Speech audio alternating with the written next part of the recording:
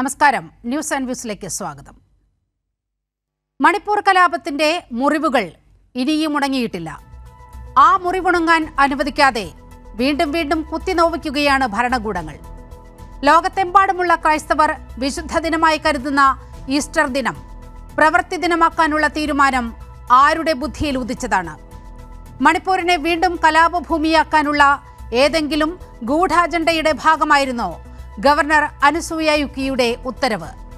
വലിയ വിവാദമായതോടെ സർക്കുലർ പിൻവലിച്ച് തടിയൂരിയിരിക്കുകയാണ് മണിപ്പൂർ സർക്കാർ. പക്ഷേ ന്യൂനപക്ഷ വിഭാഗങ്ങളോട് BJP സർക്കാരും ഗവർണറെ പറഞ്ഞുവിട്ട കേന്ദ്ര സർക്കാരും പുലർത്തുന്ന അസഹിഷ്ണുത ചർച്ചയാകേണ്ടതുണ്ട്. ലക്ഷ്യം പ്രകോപനമോ എന്നതാണ് ന്യൂസ് ആൻഡ് വ്യൂസ് ഈ ഘട്ടത്തിൽ പരിശോധിക്കുന്നത്. ഈ ചർച്ചയിൽ അതിഥികളായി പങ്കെടുക്കുന്നത് CPIM പ്രതിനിധി അഡ്വക്കേറ്റ് KS അരുൺകുമാർ, കോൺഗ്രസ് പ്രതിനിധി ഡോക്ടർ സോയ ജോസഫ്, വലതുപക്ഷ നിരീക്ഷകൻ മിഥുൻ വിജയകുമാർ, മുതിർന്ന മാധ്യമപ്രവർത്തകൻ M Jayachandran. News and views ആദ്യം പോകുന്നത് അഡ്വക്കേറ്റ് KS അരുൺകുമാറിലേക്കാണ്. ശ്രീ അഡ്വക്കേറ്റ് KS അരുൺകുമാർ, മണിപ്പൂർ കലാപം നമ്മൾ എത്രയോ വേദികളിൽ എത്രയോ തവണ ഇതുപോലെ ചർച്ച ചെയ്തതാണ്. ഏതാണ്ട് ഒരു വർഷത്തോളം നീണ്ടുനിന്ന ആ കലാപം, അതിൻ്റെ കെടുതികൾ ഇനിയും അവസാനിച്ചിട്ടില്ല. അവിടെ മണിപ്പൂരിൻ്റെ മണ്ണ് ഇപ്പോഴും ആ മണ്ണ് മുഴുവൻ ആ മുറിവുകളാണ്. ആ മുറിവുകൾ ഉണക്കാനുള്ള ശ്രമമല്ല, വീണ്ടും അത് കുത്തിനോവിക്കുകയാണ് ആ ജനതയെ. അവിടുത്തെ ഭരണകൂടവും കേന്ദ്ര സർക്കാരിൻ്റെ പ്രതിനിധിയായ ഗവർണറും ചേർന്ന്. നോക്കൂ, 41% ക്രൈസ്തവ വിഭാഗം അധിവസിക്കുന്ന മണിപ്പൂർ. അവിടെ നമുക്കറിയാം ഈ വിശുദ്ധ വാരാചരണം ആരംഭിച്ചിരിക്കുകയാണ്. പെസഹ വ്യാഴം, ദുഃഖവെള്ളി, ഈ ദിവസങ്ങളെല്ലാം പ്രവൃത്തി ദിനമാക്കിക്കൊണ്ട് ഒരു ഉത്തരവ് ഗവർണറുടെ ഭാഗത്തു നിന്നും വരികയുണ്ടായി. ഒരു ഭരണപരമായ സൗകര്യത്തിനാണ്, ഇ റെൻറ്റിംഗ് ആണ്, ഫിനാൻഷ്യൽ ഇ റെൻറ്റിംഗ് ആണ് എന്നൊക്കെയുള്ള ന്യായീകരണം അവിടെ പടച്ചു വിടുന്നുണ്ട് അപ്പുറത്തു നിന്നും. പക്ഷേ ഈ 41% ജനവിഭാഗത്തിൻ്റെ വികാരങ്ങൾ കണക്കിലെടുക്കാത്ത എങ്ങനെയാണ് ഈ ഭരണാധികാരികൾക്ക് ഇങ്ങനെ പെരുമാറാൻ കഴിയുന്നത്?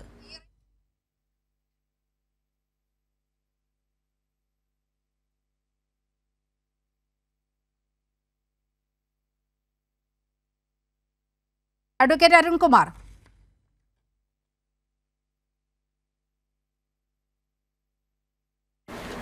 RSSും സംഘപരിവാറും 2014 തെരഞ്ഞെടുപ്പിൻ്റെ സമയത്ത് കൃത്യമായി പറഞ്ഞത് തങ്ങൾക്ക് 3 ആഭ്യന്തര ശത്രുക്കളുണ്ട് ഈ രാജ്യത്ത്. ഈ 3 ആഭ്യന്തര ശത്രുക്കളെയും നിഗ്രഹിക്കാൻ കഴിഞ്ഞാൽ ഞങ്ങൾക്ക് RSS വിഭാവനം ചെയ്യുന്ന ഒരു മതരാഷ്ട്രം, ഹിന്ദുത്വ അജണ്ടയോട് കൂടിയിട്ടുള്ള രാഷ്ട്രം വിഭാവനം ചെയ്യാൻ കഴിയും എന്നതാണ്. ആ ആഭ്യന്തര ശത്രുക്കളിൽ ഒന്നാമത് ഇസ്ലാം മതത്തിൽപ്പെട്ടവരും, രണ്ടാമത് ക്രിസ്ത്യൻ മതത്തിൽപ്പെട്ടവരും, മൂന്നാമത് കമ്മ്യൂണിസ്റ്റുകാരുമാണ്. ഇപ്പോൾ ഇസ്ലാം മതത്തിൽപ്പെട്ടവർക്കെതിരെ വളരെ ദീർഘമായിട്ടുള്ള അല്ലെങ്കിൽ ശക്തമായിട്ടുള്ള ആക്രമണം, നിരവധി ഉദാഹരണങ്ങൾ നമ്മൾ കണ്ടു. ബാബറി മസ്ജിദ് തകർത്ത സംഭവം മുതലങ്ങ് എടുത്തു നോക്കിക്കഴിഞ്ഞാൽ നിരവധി ഘട്ടങ്ങളിൽ, പ്രത്യേകിച്ച് നിരവധി വർഗീയ കലാപങ്ങളിലൂടെ ഇസ്ലാം മതത്തിൽപ്പെട്ടവർക്കെതിരായിട്ടുള്ള ആക്രമണത്തിൻ്റെ പരമ്പര തുടരുകയാണ്. ഏറ്റവും അവസാനം പൗരത്വ ഭേദഗതി നിയമത്തിൽ എത്തി നിൽക്കുന്നു. പൗരത്വത്തിൻ്റെ മാനദണ്ഡം മതമാക്കി മാറ്റുമ്പോൾ യഥാർത്ഥത്തിൽ അവർ ലക്ഷ്യമിടുന്നത് എന്താണെന്നുള്ള ബോധ്യം കൃത്യമായിട്ട് അവർക്കുണ്ട്. പക്ഷേ ക്രിസ്ത്യൻ മതത്തിൽപ്പെട്ടവർക്കെതിരായിട്ടുള്ള ആക്രമണവും അടുത്ത കാലത്ത് അതിശക്തമായി തുടരുന്ന കാഴ്ച നാം കണ്ടു. ഏറ്റവും അവസാനം മണിപ്പൂർ കലാപം. ആ മണിപ്പൂർ കലാപം ഏകദേശം 1 വർഷം പിന്നിടാൻ പോവുകയാണ്. കലാപത്തിൻ്റെ ഭാഗമായി 100 കണക്കിന് ആളുകൾ കൊല്ലപ്പെട്ടു, നിരവധി ആരാധനാലയങ്ങൾ തകർക്കപ്പെട്ടു. ആ ആരാധനാലയങ്ങൾ ഏകപക്ഷികമായി 100-600ഓളം ആരാധനാലയങ്ങൾ തകർക്കപ്പെടുന്ന സാഹചര്യമുണ്ടായിട്ടും യഥാർത്ഥത്തിൽ ആ കലാപം അമർച്ച ചെയ്യാൻ എന്താണോ ചെയ്യേണ്ടത് അത് ചെയ്യാൻ കേന്ദ്ര ഗവൺമെൻറ് തയ്യാറായിട്ടില്ല. ഇന്ത്യയുടെ പ്രധാനമന്ത്രി പോലും ഇതുവരെ മണിപ്പൂർ സന്ദർശിക്കുകയോ മണിപ്പൂർ കലാപം അവസാനിപ്പിക്കാൻ വേണ്ടിയിട്ടുള്ള നടപടികൾ സ്വീകരിക്കണമെന്നോ അല്ലെങ്കിൽ അതിനുവേണ്ടി ശക്തമായിട്ടുള്ള നടപടിക്രമങ്ങൾ സ്വീകരിക്കാൻ പോലീസിന് നിർദ്ദേശം കൊടുക്കുകയോ ചെയ്യുന്ന സാഹചര്യം പോലും ഉണ്ടായിട്ടില്ല. ഇപ്പോൾ ഏറ്റവും അവസാനം മണിപ്പൂരിൽ ഈസ്റ്റർ ദിനം, അതുപോലെ ദുഃഖവെള്ളി അടക്കമുള്ള ഏറ്റവും അവസാനത്തെ ക്രിസ്ത്യൻ മതത്തിൽപ്പെട്ടവരെ സംബന്ധിച്ചിടത്തോളം ഏറ്റവും ഗൗരവത്തോടെ, പ്രാധാന്യത്തോടെ അവർ കാണുന്ന വിശേഷ ദിവസങ്ങളിലടക്കം പ്രവൃത്തി ദിവസമാക്കി ഡിക്ലെയർ ചെയ്യുന്നു എന്നുള്ളത് ഇന്ന് രാജ്യവ്യാപകമായിട്ടുള്ള പ്രതിഷേധവും പ്രക്ഷോഭവും ഉയർന്നു വന്നത് നാം കാണുകയാണ്. അവസാനം അത് തിരുത്തിക്കൊണ്ട് ഉത്തരവ് വരുമ്പോഴും അതിനെ ന്യായീകരിച്ചുകൊണ്ട് സംഘപരിവാർ പ്രൊഫൈലുകൾ രംഗത്ത് വരുമ്പോഴുമെല്ലാം യഥാർത്ഥത്തിൽ അവർ ഉദ്ദേശിക്കുന്നത് ഇവിടെ ന്യൂനപക്ഷ സമുദായത്തെ വേട്ടയാടുക, അതുപോലെ തന്നെ ന്യൂനപക്ഷ സമുദായങ്ങളുടെ അവകാശങ്ങൾ കവർന്നെടുക്കുക, ഒരു തരത്തിലും അവരിൽ നിന്ന് ഉയർന്നു വരുന്ന പ്രതിഷേധങ്ങളെ വിലമതിക്കാതിരിക്കുക, ഗൗരവത്തോടെ കാണാതിരിക്കുക എന്നത് തന്നെയാണ്. ഇപ്പോൾ രാജ്യത്തുനിന്ന് വലിയ രൂപത്തിൽ പ്രതിഷേധം ഉയർന്നു വന്നപ്പോൾ മാത്രമാണ് അത് പിൻവലിക്കാൻ തയ്യാറാകുമ്പോൾ കൃത്യമായി മാർച്ച് 31 ഈസ്റ്റർ ദിനത്തിൻ്റെ അന്ന് പ്രവൃത്തി ദിവസം എന്നുള്ളതാണ് മാറ്റിയതായിട്ട് നമ്മൾ മനസ്സിലാക്കുന്നത്. അപ്പോൾ ഏതായാലും അടുത്ത കാലത്തായി ഉയർന്നു വരുന്ന ഗൗരവമായിട്ടുള്ള വിഷയങ്ങൾ RSS വിഭാവനം ചെയ്യുന്ന അജണ്ടയുടെ ഭാഗമായിട്ട് തന്നെയാണ്. പൗരത്വ ഭേദഗതി നിയമത്തിനെതിരെ അതിശക്തമായിട്ടുള്ള സമരങ്ങൾ ഉയർന്നു വരുന്നു, പ്രതിഷേധങ്ങൾ ഉയർന്നു വരുന്നു. ആ പ്രതിഷേധങ്ങൾ ഉയർന്നു വരുമ്പോഴും യഥാർത്ഥത്തിൽ അവർ ഈ തെരഞ്ഞെടുപ്പിൻ്റെ പടിവാതിക്കൽ എത്തിയപ്പോഴാണ് നോട്ടിഫിക്കേഷൻ രംഗത്തെത്തിയിരിക്കുന്നത്, നോട്ടിഫിക്കേഷൻ ഒഫീഷ്യൽ ഗസറ്റിൽ പബ്ലിഷ് ചെയ്യുന്നത്. സാധാരണ ഒരു നിയമം വന്നാൽ ആ നിയമം 6 മാസത്തിനുള്ളിൽ തന്നെ അതുമായി ബന്ധപ്പെട്ടുകൊണ്ട് അത് നടപ്പാക്കാൻ വേണ്ടിയിട്ടുള്ള ചട്ടം പ്രഖ്യാപിക്കണം എന്നതാണ് നിലവിലുള്ള രീതി. എന്നാൽ 4.5 വർഷം അത് വൈകിപ്പിച്ചു. അതിശക്തമായിട്ടുള്ള പ്രക്ഷോഭം നമ്മുടെ രാജ്യത്ത് ഉയർന്നു വന്നു എന്നത് ശരിയാണ്. പക്ഷേ വലിയ വർഗീയ ധ്രുവീകരണം ഈ ഒരു സെക്കൻഡ് മണിപ്പൂരുമായി ബന്ധപ്പെട്ട ആ പ്രശ്നം ഒരു ക്ലാരിഫിക്കേഷൻ ആവശ്യമുണ്ട്. നേരത്തെ ഈ ഈസ്റ്റർ ദിനവും അതുപോലെ ദുഃഖവെള്ളിയും അത് അവധി നൽകാൻ കഴിയില്ല എന്നതായിരുന്നു അത്തരത്തിലൊരു വിജ്ഞാപനമായി ഇറങ്ങിയത്. പക്ഷേ ഇപ്പോൾ നോക്കൂ, പാർഷ്യലായ ഒരു ഭേദഗതി മാത്രമേ വന്നിട്ടുള്ളൂ. ദുഃഖവെള്ളി അവധിയാണ്, ശനിയാഴ്ച പ്രവൃത്തി ദിവസമാണ്, ഈസ്റ്ററിൻ്റെ അന്ന് പ്രവൃത്തി ദിനമല്ല, അന്ന് അവധി നൽകിയിരിക്കുന്നു. നോക്കൂ, ഈ ശനിയാഴ്ച എന്നൊക്കെ പറയുന്നത്, ദുഃഖവെള്ളി കഴിഞ്ഞുള്ള ശനിയാഴ്ച എന്നൊക്കെ പറയുന്നത് ക്രൈസ്തവ മതവിശ്വാസികളെ സംബന്ധിച്ച് അവർ ആരാധനാലയങ്ങളിൽ പ്രാർത്ഥനാ നിരതരായിരിക്കുന്ന ഒരു ഘട്ടമാണ്. നമുക്കറിയാം, നമ്മുടെ കേരളത്തിൽ ഈ വെള്ളി, ശനി, ഞായർ എന്ന് പറയുന്നത് ക്രൈസ്തവ ഭവനങ്ങളിൽ അവർ പൂർണ്ണമായും ആരാധനാലയങ്ങളിൽ ചെലവഴിക്കുന്ന ഒരു സാഹചര്യം, പ്രാർത്ഥനാ നിരതരായി ചെലവഴിക്കുന്ന ഒരു സാഹചര്യം ഇത് തന്നെയാകുമല്ലോ ആഗോള തലത്തിലുള്ള ക്രൈസ്തവ വിശ്വാസികളെ സംബന്ധിച്ച് അവരുടെ ആരാധനാക്രമം അങ്ങനെ തന്നെയാണ്. പക്ഷേ ഭാഗികമായ ഒരു മാറ്റം മാത്രമേ ഇക്കാര്യത്തിൽ വന്നിട്ടുള്ളൂ. ശനിയാഴ്ച പ്രവൃത്തി ദിവസമാക്കുക കൂടി ചെയ്തിരിക്കുകയാണ്. അതെ, തീർച്ചയായിട്ടും. ഇപ്പോൾ ക്രിസ്ത്യൻ മതവിഭാഗത്തിൽപ്പെട്ടവരെ സംബന്ധിച്ചിടത്തോളം ഏറ്റവും പ്രധാനപ്പെട്ട ദിവസങ്ങൾ തന്നെയാണ്. പ്രത്യേകിച്ച് അവരെല്ലാം ആരാധനാലയിലും പള്ളിയിലുമെല്ലാം ആരാധനയിൽ മുഴുകി പള്ളിയിലിരിക്കുന്ന സമയം കൂടിയാണ്.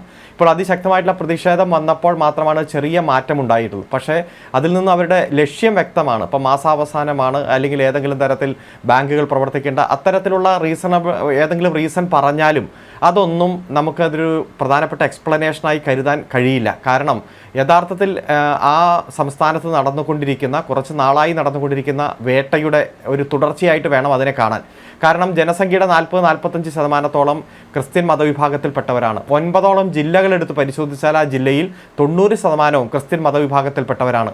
ആ കലാപം ആരംഭിച്ചതിന് ശേഷം ഭൂരിഭാഗം ആളുകളും ദുരിതാശ്വാസ ക്യാമ്പുകളിൽ തുടരുന്നതും ഇപ്പോഴും നോർമലായിട്ടുള്ള ജീവിതം തിരിച്ചുപിടിക്കാൻ കഴിയാതെ വന്നിരിക്കുന്ന സാഹചര്യമെല്ലാം നമ്മുടെ മുന്നിലുണ്ട്.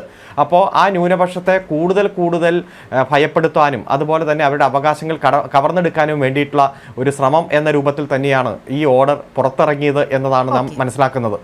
വലിയ രൂപത്തിൽ രാജ്യത്തിൻ്റെ വിവിധ വിഭാഗങ്ങളിൽ നിന്നും മാധ്യമങ്ങളിൽ നിന്നുമെല്ലാം വലിയ പ്രതിഷേധം ഉയർന്നു വന്നപ്പോൾ ചെറിയൊരു മാറ്റം വരുത്തിയിരിക്കുന്നു. പക്ഷേ ഇപ്പോഴും അതിനെതിരായിട്ടുള്ള ശക്തമായിട്ടുള്ള പ്രതിഷേധം രാജ്യത്ത് നിലനിൽക്കുകയാണ്. BJPയുടെ പ്രതിനിധിയെ നമ്മൾ ഈ ചർച്ചയ്ക്ക് പ്രതീക്ഷിച്ചിരുന്നു. അരുൺകുമാർ, ഞാൻ അങ്ങയിലേക്ക് വരാം. BJPയുടെ പ്രതിനിധികളെ ഈ വിഷയത്തിൽ ചർച്ചയ്ക്ക് അനുവദിക്കില്ല, അങ്ങനെ വിടുന്നില്ല എന്നാണ് BJPയുടെ ഔദ്യോഗിക നേതൃത്വം നമ്മെ അറിയിച്ചത്. അതുകൊണ്ട് തന്നെ വലത് നിരീക്ഷകൻ, BJP അനുഭാവിയായ വലത് നിരീക്ഷകൻ മിഥുൻ വിജയകുമാറാണ് നമ്മോടൊപ്പം ചേരുന്നത്. ശ്രീ മിഥുൻ, BJPയുടെ പകരക്കാരനായി താങ്കളെ കരുതുന്നു എന്ന് കരുതരുത്. വലതുപക്ഷ നിരീക്ഷകനാണ്. കൃത്യമായി BJP ചായ്വ് അങ്ങേക്കുണ്ട്, പല ചർച്ചകളിലും ഞങ്ങൾ കണ്ടിട്ടുള്ളതാണ്. മിഥുൻ, ഇത്തരത്തിൽ ഇങ്ങനെയൊരു നിലപാട് ഈ മണിപ്പൂർ സർക്കാർ എടുക്കേണ്ട കാര്യമുണ്ടായിരുന്നോ? ആ സംസ്ഥാനത്തെ മൊത്തം ജനസംഖ്യ എടുത്ത് നോക്കുകയാണെങ്കിൽ 41% ക്രൈസ്തവരാണ്. 41% എന്നൊക്കെ പറയുന്നത് ഒരു ആ സംസ്ഥാനത്തിൻ്റെ പകുതിയോളം വരുന്ന ജനസംഖ്യയാണ്. 11.79 ലക്ഷം ക്രൈസ്തവർ അവിടെ മണിപ്പൂരിൽ ഉണ്ട്. നമുക്കറിയാം, കഴിഞ്ഞ കുറേ മാസങ്ങളായി മണിപ്പൂർ കലാപത്തിൻ്റെ കെടുതികൾ വിട്ടുമാറും മുമ്പെയാണ് വലിയ അസഹിഷ്ണുതയും അതുപോലെ ഒരു തരത്തിലുള്ള വെറുപ്പും സമൂഹത്തിൽ ക്രിയേറ്റ് ചെയ്യാനാകുന്ന വിധത്തിൽ ഗവർണറുടെ ഒരു ഉത്തരവ് വരുന്നത്. ഇതിനെ നിഷ്കളങ്കമായി കരുതാൻ കഴിയുമോ? ഒരു ഇയർ എൻഡറിൻ്റെ പേരിൽ മാർച്ച് 31 പ്രവൃത്തി ദിനമാകണം എന്ന് ഒരു മണിപ്പൂർ സർക്കാർ തീരുമാനിക്കുമ്പോൾ അതിൽ എന്തോ ഒരു പന്തികേടില്ലേ? നോക്കൂ, ഇത് നമ്മുടെ രാജ്യത്ത് എത്രയോ കാലമായിട്ട് തുടർന്നു വരുന്ന ഒരു പ്രോസസ്സാണ്. ഈ മാർച്ച് 31 ഒരു ഹോളിഡേ ആണെങ്കിൽ അന്ന് അത് ഫിനാൻഷ്യൽ ഇയർ എൻഡിങ്ങിന്റെ ഒരു പീരീഡ് ആയതുകൊണ്ട് അത് വർക്കിംഗ് ഡേ ആയിട്ട് പല സമയത്തായിട്ട് അത് ഡിക്ലെയർ ചെയ്തിട്ടുണ്ട്. ഇതിനു മുമ്പ് എനിക്ക് തോന്നുന്നു 2013 മാർച്ച് 29 ഇതുപോലെ തന്നെ ഒരു വെള്ളിയാഴ്ചയായിരുന്നു. അന്നും സർക്കാരിന്റെ RBIന്റെ നോട്ടിഫിക്കേഷൻ ഉണ്ട്. അതായത് എല്ലാ ബാങ്കുകളും അല്ലെങ്കിൽ ഫിനാൻഷ്യൽ ഇൻസ്റ്റിറ്റ്യൂഷൻസും ഒക്കെ തുറന്ന് പ്രവർത്തിക്കുമെന്നും ഗവൺമെന്റുമായി ബന്ധപ്പെട്ട എല്ലാ സ്ഥാപനങ്ങളും തുറന്ന് പ്രവർത്തിക്കുമെന്നും ഒരു നോട്ടിഫിക്കേഷൻ അന്ന് കോൺഗ്രസ് ആയിരുന്നില്ലേ ഭരിച്ചിരുന്നത്. അന്ന് എന്തുകൊണ്ട് മണിപ്പൂരിനെ സ്പെഷ്യലായി മാറ്റി നിർത്തിക്കൊണ്ട് അവധി കൊടുത്തില്ല? അപ്പോൾ ഇതിലേക്ക് അനാവശ്യമായിട്ടുള്ള ഒരു വർഗീയ ചുവ കൊണ്ടുവരികയും ഇത് ടോട്ടലി ഒരു ടെക്നിക്കൽ ആയിട്ടുള്ള ഒരു കാര്യമാണ്. അതിനെ എങ്ങനെ ഒരു വർഗീയ ചായ്വ് കൊടുക്കണം എന്നുള്ളത് ഇവിടുത്തെ CPIMനും കോൺഗ്രസിനും വളരെ നന്നായിട്ട് അറിയാം. ഇപ്പൊ നേരത്തെ സംസാരിച്ച CPIMന്റെ പ്രതിനിധി അദ്ദേഹം ഇവിടെ തീർച്ചയായിട്ടും ഇതൊരു എന്താ പറയാ ഒരു വർഗീയ ആംഗിൾ ഇതിന് കൊടുത്തുകൊണ്ടിരിക്കുകയാണ്. പക്ഷെ ഈ പ്രോസസ്സ് ഇത് എത്രയോ കാലമായിട്ടുണ്ട്. അപ്പൊ മാർച്ച് 29 മാർച്ച് 31 ഇങ്ങനെയുള്ള ദിവസങ്ങളിൽ വരികയാണെങ്കിൽ തീർച്ചയായിട്ടും അങ്ങനെ ഒരു നോട്ടിഫിക്കേഷൻ ഉണ്ട്. ഇപ്പൊ ഇത് ഗവൺമെന്റ് ശ്രദ്ധയിലേക്ക് ആക്ച്വലി കൊണ്ടുവരിക ചെയ്തത്. അതിനൊരു വർഗീയതയുടെ ഒരു ആംഗിൾ കൊടുത്തുകൊണ്ട് ഗവൺമെന്റ് ശ്രദ്ധയിലേക്ക് കാര്യം കൊണ്ടുവന്നപ്പം ഉടനെ ആ നോട്ടിഫിക്കേഷൻ തിരുത്തി അവരത് എന്താ പറയുക വർക്കിംഗ് ഡേ അല്ല, അതായത് 29 31 അവർ ഒഴിവാക്കിയിട്ടുണ്ട്. പക്ഷെ ഇതുപോലെ തന്നെ മാർച്ച് 29 2013 വർക്കിംഗ് ആയിരുന്നു. അത് RBIന്റെ നോട്ടിഫിക്കേഷൻ ഉണ്ട്. കൃത്യമായി താങ്കൾ വാർത്ത എടുത്തൊന്ന് പരിശോധിച്ച് നോക്കിയാൽ മാത്രം മതി. അപ്പൊ ഇവിടെ ഒരു ഓപ്പർച്യൂണിറ്റി നോക്കുകയാണ്, ഒരു പൊളിറ്റിക്കൽ പോയിന്റ് സ്കോറിംഗിന് വേണ്ടിയുള്ള ഓപ്പർച്യൂണിറ്റി ഏതിലും നോക്കുന്നു. അത് വെച്ചുകൊണ്ട് ഒരു എന്താ പറയാ BJPക്ക് നേരെ ഒരു അറ്റാക്ക് നടത്തുന്നു. 2013 ഓർഡർ അവിടെ നിൽക്കട്ടെ. കോൺഗ്രസിന്റെ പ്രതിനിധി നമ്മോടൊപ്പം ഈ ചർച്ചയിൽ പങ്കെടുക്കുന്നുണ്ട്.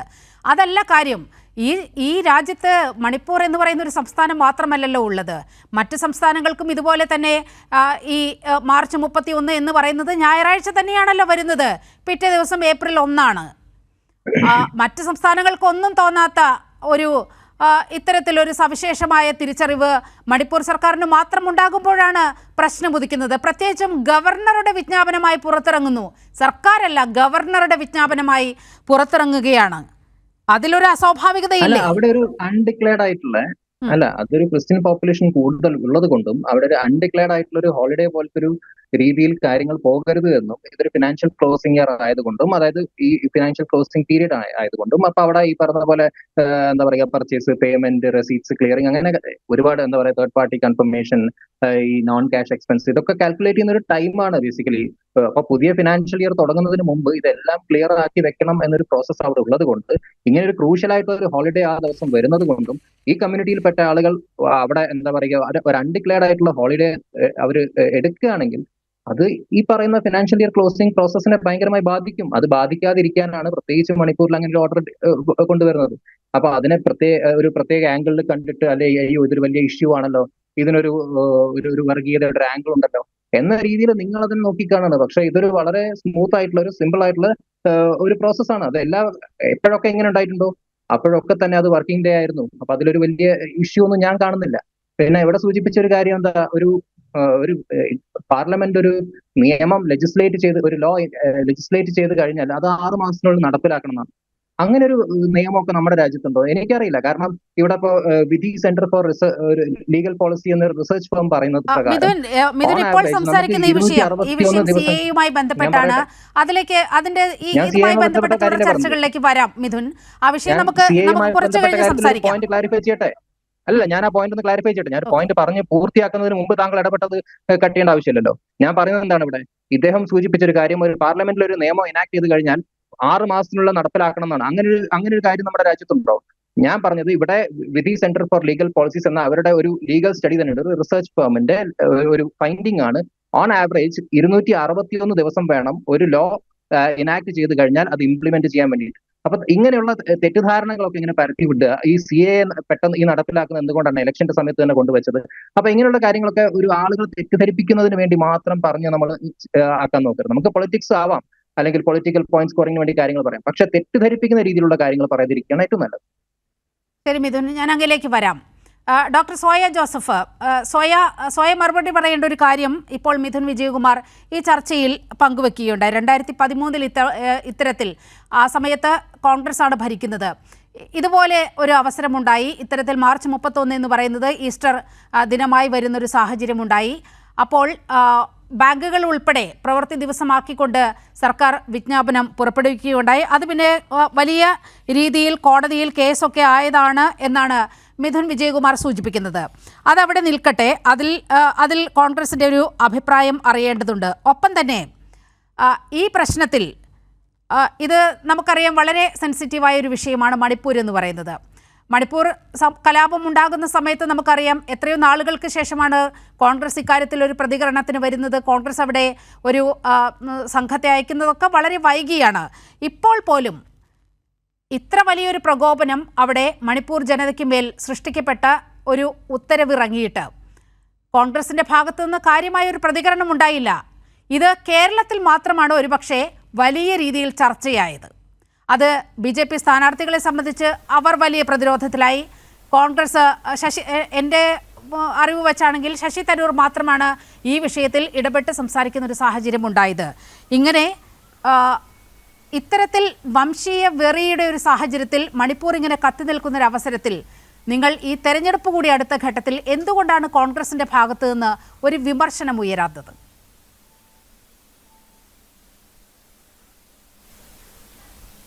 കോൺഗ്രസിന്റെ ഭാഗത്തു നിന്ന് വിമർശനം ഉയർന്നിട്ടില്ല എന്നുള്ളത് വളരെ എനിക്ക് അതിൽ അത്ഭുതം തോന്നുന്നു. അത്തരം ഒരു മാധ്യമ പ്രവർത്തകയായിട്ടുള്ള ആരാണ് പറഞ്ഞത്?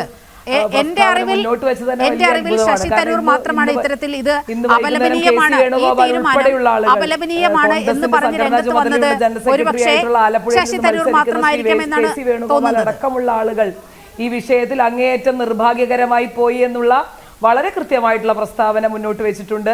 അത് മാത്രമല്ല എല്ലാ ഘട്ടത്തിലും മണിപ്പൂരുമായിട്ടുള്ള എല്ലാ ഘട്ടത്തിലും ആ വിഷയവുമായി ചേർന്നുകൊണ്ട് രാഹുൽ ഗാന്ധിയുടെ 2ാം ഭാരത് ന്യായ് യാത്ര പോലും ആരംഭിക്കുന്നത് മണിപ്പൂരിൽ നിന്നാണ്. അതിന് വളരെ കൃത്യമായിട്ടുള്ള രാഷ്ട്രീയമായിട്ടുള്ള ഒരു ചേർത്തുപിടിക്കലുണ്ട്. നിങ്ങൾക്ക് അത് വളരെ കൃത്യമായി മനസ്സിലാക്കേണ്ടതാണ്. കാരണം സംഘപരിവാർ വിരുദ്ധമായിട്ടുള്ള ഒരു സമീപനമെടുത്ത് മുന്നോട്ട് പോകുന്ന ഒരു സാഹചര്യത്തിൽ കോൺഗ്രസ് വളരെ കൃത്യമായിട്ടാണ് 2ാം ഭാരത് ന്യായ് യാത്ര മണിപ്പൂരിന്റെ മണ്ണിൽ നിന്ന് തുടങ്ങുന്നു എന്ന് പറയുന്നത് വളരെ കൃത്യമായിട്ടുള്ള രാഷ്ട്രീയമായിട്ടുള്ള ആ ജനതയെ എങ്ങനെ ചേർത്ത് പിടിക്കണം, മണിപ്പൂരിൽ നിന്നുള്ള മനുഷ്യരെ എത്രത്തോളം കരുതലോടുകൂടിയാണ് ചേർത്ത് പിടിക്കേണ്ടത് എന്നുള്ളതിന്റെ വളരെ കൃത്യമായിട്ടുള്ള ഉദാഹരണമായിട്ട് തന്നെയാണ് അത്തരമൊരു കാര്യം ചെയ്തിട്ടുള്ളത്. പിന്നെ ഈ തീരുമാനവുമായി ബന്ധപ്പെട്ട് ഇത് വളരെ കൃത്യമായിട്ടുള്ള ഗൂഢമായ ചില ലക്ഷ്യങ്ങളോടുകൂടിയാണ് ഇത്തരമൊരു അജണ്ട നടപ്പിലാക്കുന്നത്. ഇത് 3 തരത്തിൽ നമുക്കിതിനെ വ്യാഖ്യാനിക്കാൻ സാധിക്കും. നിങ്ങളൊന്ന് ചിന്തിച്ചു നോക്കിയാൽ കാര്യങ്ങൾ വളരെ കൃത്യമായി മനസ്സിലാകുന്ന തരത്തിലേക്ക് ആദ്യം നേരത്തെ പറഞ്ഞു വെച്ചതുപോലെ ഇതൊരു ന്യൂനപക്ഷ വിരുദ്ധമായിട്ടുള്ള സമീപനം എല്ലാ കാലത്തും സംഘപരിവാറിന്റെ BJPയുടെ ന്യൂനപക്ഷ വിരുദ്ധമായിട്ടുള്ള ഒരു സമീപനത്തിന്റെ സൂചനയാണിത്. ഇതൊരു ടെസ്റ്റ് ഡോസ് പോലെ അവരെല്ലാ കാലത്തും കൊടുക്കുന്ന ഒരു ടെസ്റ്റ് ഡോസിന്റെ ഭാഗമായി തന്നെയാണ് ഇത് ചെയ്തത് എന്നുള്ള കാര്യത്തിൽ സംശയമില്ല. രണ്ടാമത് ഈ പറഞ്ഞു വെക്കുന്ന തെരഞ്ഞെടുപ്പിന്റെ സാഹചര്യത്തിൽ നമ്മുടെ ഈ ചർച്ച പറയുന്നത് പോലെ ഇതിലൊരു പ്രകോപനത്തിന്റെ ഒരു സൂചന വളരെ അപകടമായി നിലനിൽക്കുന്നുണ്ട്. ഇപ്പോൾ CAA അല്ലെങ്കിൽ ഈ പൗരത്വ ഭേദഗതി നിയമം അല്ലെങ്കിൽ ആ നിയമത്തെ നടപ്പിലാക്കാൻ എടുക്കുന്ന സമയം, അതിനുശേഷം ഈ പറഞ്ഞതുപോലെ ഒരു മണിപ്പൂർ പോലെയുള്ള അങ്ങേയറ്റം മുറിവുകളിലൂടെ കടന്നുപോയ ഒരു ജനത, 41% ക്രൈസ്തവ ജനതയുള്ള ഒരു സമൂഹം, അതിൽ കഴിഞ്ഞ മെയ് മാസം, ഇപ്പൊ ഈ മെയ് മാസമാകുമ്പോൾ 1 വർഷം തികയാൻ പോവുകയാണ്. 300ഓളം ആളുകൾ മരിക്കുന്നു, 1000ഓളം ആളുകൾക്ക് പരിക്ക് പറ്റുന്നു, 10,000ഓളം ആളുകൾ പലായനം ചെയ്തിട്ടുണ്ട്. ഇത്തരത്തിലൊക്കെയുള്ള കാര്യങ്ങൾ നിൽക്കുമ്പോൾ ആ മുറിവിലേക്ക് വീണ്ടും ഉപ്പ് തേക്കുന്ന സമീപനവുമായി സംഘപരിവാറിന്റെ സർക്കാർ മുന്നോട്ട് പോവുകയാണ്. അക്കാര്യത്തിലും തർക്കമില്ല. മൂന്നാമത് കാര്യം, വളരെ പ്രധാനപ്പെട്ട ഒരു കാര്യം കൂടി പറഞ്ഞു വെക്കാൻ ആഗ്രഹിക്കുന്നു. ഇത് ഒരു അജണ്ട സെറ്റ് ചെയ്യുന്നതിന്റെ ഭാഗമാണ്. നിങ്ങൾക്കറിയാം എന്നാണ് പൗരത്വ ഭേദഗതി നിയമം ഈ രാജ്യത്ത് നടപ്പിലാക്കണമെന്ന് പറഞ്ഞത്? ഇലക്ട്രൽ ബോണ്ടുമായി ബന്ധപ്പെട്ട വലിയ ചർച്ചകൾ കോടതി മുന്നോട്ടിറങ്ങി പറഞ്ഞപ്പോൾ ഇത് രണ്ടാമത്തെ കാര്യം നിങ്ങൾ ചിന്തിച്ചു നോക്കണം. ഇന്നലെയും മിനിഞ്ഞാന്നും ഈ രാജ്യത്ത് ഒരുപാട് വലിയ വിഷയങ്ങൾ നടക്കുന്നുണ്ട്. വളരെ കൃത്യമായി ഞാനും നിങ്ങളും ചർച്ച ചെയ്യേണ്ട ഒരുപാട് വിഷയങ്ങൾ ഈ രാജ്യത്തെ സംബന്ധിച്ചിട്ടുണ്ട്. കഴിഞ്ഞ ദിവസം ചൊവ്വാഴ്ചയാണ് ഇന്റർനാഷണൽ ലേബർ ഓർഗനൈസേഷന്റെ വലിയൊരു പഠനം വരികയാണ്. ഇന്ത്യയിലെ തൊഴിലില്ലായ്മയുടെ നിരക്കിനെ പറ്റി വലിയ കൃത്യമായി ഞാനും നിങ്ങളും ഒക്കെ പഠിക്കേണ്ട തരത്തിലുള്ള ഒരു വിഷയമായി അവരത് മുന്നോട്ട് വെക്കുകയാണ്. അങ്ങേയറ്റം അപകടകരമായിട്ടുള്ള സ്ഥിതിയിലൂടെയാണ് ഇന്ത്യയുടെ തൊഴിലില്ലായ്മ കടന്നു പോകുന്നത് എന്നവർ പറഞ്ഞു വെക്കുകയാണ്. തൊഴിലില്ലാത്ത ജനതയ്ക്കിടയിൽ 83% യുവാക്കളാണ് എന്ന് പറഞ്ഞു വെക്കുകയാണ്. അഭ്യസ്തവിദ്യരായിട്ടുള്ള ആളുകളുടെ ഇടയിലെ തൊഴിലില്ലായ്മ ഇരട്ടിയായി വർദ്ധിക്കുന്നു. 35-ൽ നിന്ന് അത് ഏകദേശം 70% വർദ്ധിക്കുന്നു. ഇന്ന് ഞാനും നിങ്ങളും അത് ചർച്ച ചെയ്യുന്നില്ല. പകരം നമ്മൾ ഇറക്കിയ ഒരു ഉത്തരവിന്റെ പേരിൽ ചർച്ച നടത്തുന്നു, അത് പിൻവലിച്ചതിന്റെ പേരിൽ ചർച്ച ചെയ്യുന്നു. ഇങ്ങനെ ഇവർ നിർമ്മിക്കുന്ന അജണ്ട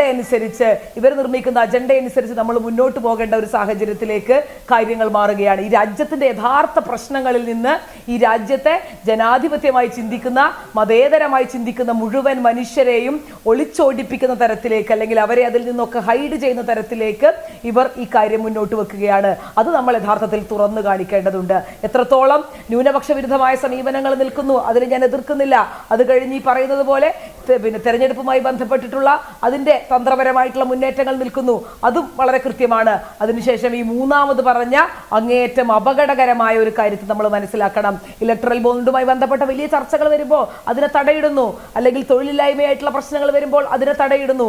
ഇങ്ങനെ ഏത് തരത്തിൽ ഈ രാജ്യവുമായി ബന്ധപ്പെട്ട്, ഈ രാജ്യത്തെ കർഷകരുമായി ബന്ധപ്പെട്ട്, ഈ രാജ്യത്തെ യുവാക്കളുമായി ബന്ധപ്പെട്ട് നീറുന്ന പ്രശ്നങ്ങളെ പറ്റി സംസാരിക്കുമ്പോൾ വലിയ രീതിയിലുള്ള തടയിടാനുള്ള, അതിനുള്ള മതവും ജാതിയും വർഗീയതയും ഒക്കെ കൊണ്ടെറിഞ്ഞു കൊടുത്തുകൊണ്ട് ഈ രാജ്യത്തെ ഒരു കുറ്റിയിൽ കെട്ടിയിട്ട പശുവിനെ പോലെ ഇങ്ങനെ നമ്മളെ ചർച്ച ചെയ്യിപ്പിച്ചുകൊണ്ടിരിക്കുകയാണ്. യഥാർത്ഥ പ്രശ്നങ്ങൾ വളരെ ക്രൂരമായ രീതിയിൽ, വളരെ കൃത്യമായ രീതിയിൽ നമ്മളെയൊക്കെ ബാധിച്ചു കൊണ്ടിരിക്കുമ്പോൾ നമ്മൾ ഇത്തരം ചർച്ചകളിലേക്ക് നടന്നു പോകുക കൂടി ചെയ്യുകയാണ്. അപ്പോൾ ഈ 3 കാര്യങ്ങൾ വളരെ കൃത്യമായി പറഞ്ഞു വെക്കാൻ ഞാൻ ആഗ്രഹിക്കുകയാണ്. ഈ ന്യൂനപക്ഷ വിരുദ്ധ സമീപനങ്ങളെ പറ്റി പറയുമ്പോൾ ഇതൊരു എല്ലാ കാലത്തും കേരളത്തിലെ BJPയുടെ സ്ഥാനാർത്ഥികൾ ഇനിയിപ്പോൾ ഈസ്റ്റർ ആയി കഴിഞ്ഞാൽ അല്ലെങ്കിൽ ഈസ്റ്ററുമായി ബന്ധപ്പെട്ട് അവർ പള്ളിയിലേക്ക് പോകുന്നു. ഇപ്പോൾ കഴിഞ്ഞ ആഴ്ച ഓശാന ഞായറുമായി ബന്ധപ്പെട്ട് സുരേഷ് ഗോപി അടക്കമുള്ള ആളുകൾ കുരുത്തോല പിടിച്ച് പള്ളിയിലേക്ക് പോകുന്നു, മാതാവിന് കിരീടം കൊടുക്കാൻ പോകുന്നു. ഇത്തരത്തിൽ പോകുന്ന ആളുകൾ ഇതിനെപ്പറ്റി കൂടി മറുപടി പറയാൻ ബാധ്യസ്ഥരാണ്. ഈ അഭിനവ സ്നേഹവുമായി അവർ മുന്നോട്ട് വരുമ്പോൾ വളരെ കൃത്യമായി ആട്ടിൻതോലണിഞ്ഞ ചെന്നായ്ക്കളാണ് ഇത്തരത്തിൽ ഈ രാജ്യത്തെ ഭരിച്ചുകൊണ്ടിരിക്കുന്നത്. ഇവിടെ അല്ലെങ്കിൽ BJPയുടെ മുൻനിര നേതാക്കളായി അഭിനവ സ്നേഹം പ്രകടിപ്പിച്ചുകൊണ്ട് മുന്നോട്ട് വരുന്നത് എന്ന് ഈ രാജ്യത്തെ മതേതരരായ മുഴുവൻ മനുഷ്യരും മനസ്സിലാക്കേണ്ട ഒരു സാഹചര്യം കൂടിയാണ്. ഇത്തരത്തിൽ ഒരു ജനത അങ്ങേയറ്റം കഷ്ടതയിൽ നമ്മൾ കണ്ടു. സ്ത്രീകൾ വിവസ്ത്രരാക്കപ്പെട്ടത് നമ്മൾ കണ്ടു. 41% ആളുകൾ എന്ന് പറയുമ്പോൾ നിങ്ങൾ നേരത്തെ പറഞ്ഞു വെച്ചതുപോലെ ഏകദേശം പകുതിയോളം വരുന്ന ജനത, ആ ജനതയെ ഇത്ര അപകടകരമായ ഒരു സാഹചര്യത്തിൽ നിൽക്കുമ്പോൾ, ഒരു രാജ്യം വളരെ കൃത്യമായി ന്യൂനപക്ഷ വിരുദ്ധ സമീപനങ്ങൾ എടുക്കുമ്പോൾ, ഇത്തരം ആക്രമണങ്ങൾക്ക് നേതൃത്വം കൊടുക്കുമ്പോൾ ആ ജനത എത്രത്തോളം അരക്ഷിതരാണ് എന്ന് നമ്മൾ ചിന്തിക്കണം. ആ അരക്ഷിതരായ മനുഷ്യരെ വീണ്ടും വീണ്ടും അരക്ഷിതരാക്കാൻ വേണ്ടിയുള്ള, ഭീതി ജനിപ്പിക്കാൻ വേണ്ടിയുള്ള, നിങ്ങൾ ഈ രാജ്യത്ത് ഇനിയും ഇത്തരത്തിലുള്ള ടെസ്റ്റ് ഡോസുകളും ഇനിയും നിങ്ങൾക്കെതിരെയുള്ള ഇത്തരം മനുഷ്യത്വരഹിതമായിട്ടുള്ള ഇന്ത്യ എന്ന് പറയുന്ന രാജ്യത്തിന്റെ അന്തസ്സിന് ചേരാത്ത കാര്യങ്ങളാണ് ചെയ്തുകൊണ്ടിരിക്കുന്നത്. യാതൊരു സംശയമില്ല. ഭരണഘടനാ വിരുദ്ധമായിട്ടുള്ള, അല്ലെങ്കിൽ തെരഞ്ഞെടുപ്പ് കമ്മീഷൻ പോലും വീണ്ടും വിലയിരുത്തപ്പെടേണ്ട സന്ദർഭങ്ങളാണ്. അതായത് ഡോക്ടർ സോയ പറഞ്ഞു വെച്ച ഒരു കാര്യമുണ്ട്. അതായത് ഒരു വലിയ പ്രകോപനം സൃഷ്ടിക്കാനുള്ള ബോധപൂർവമായ ശ്രമം ഇവിടെ നടക്കുന്നുണ്ട്. ഞാൻ നേരത്തെ എൻ്റെ ഇൻട്രോയിലും അക്കാര്യം ഞാൻ പറഞ്ഞിരുന്നു. നോക്കൂ, ഈ ഇലക്ട്രൽ ബോണ്ട് വിവാദത്തിന് ശേഷം വലിയ സംഭവവികാസങ്ങൾക്ക് രാജ്യം സാക്ഷ്യം വഹിച്ചുകൊണ്ടിരിക്കുകയാണ്.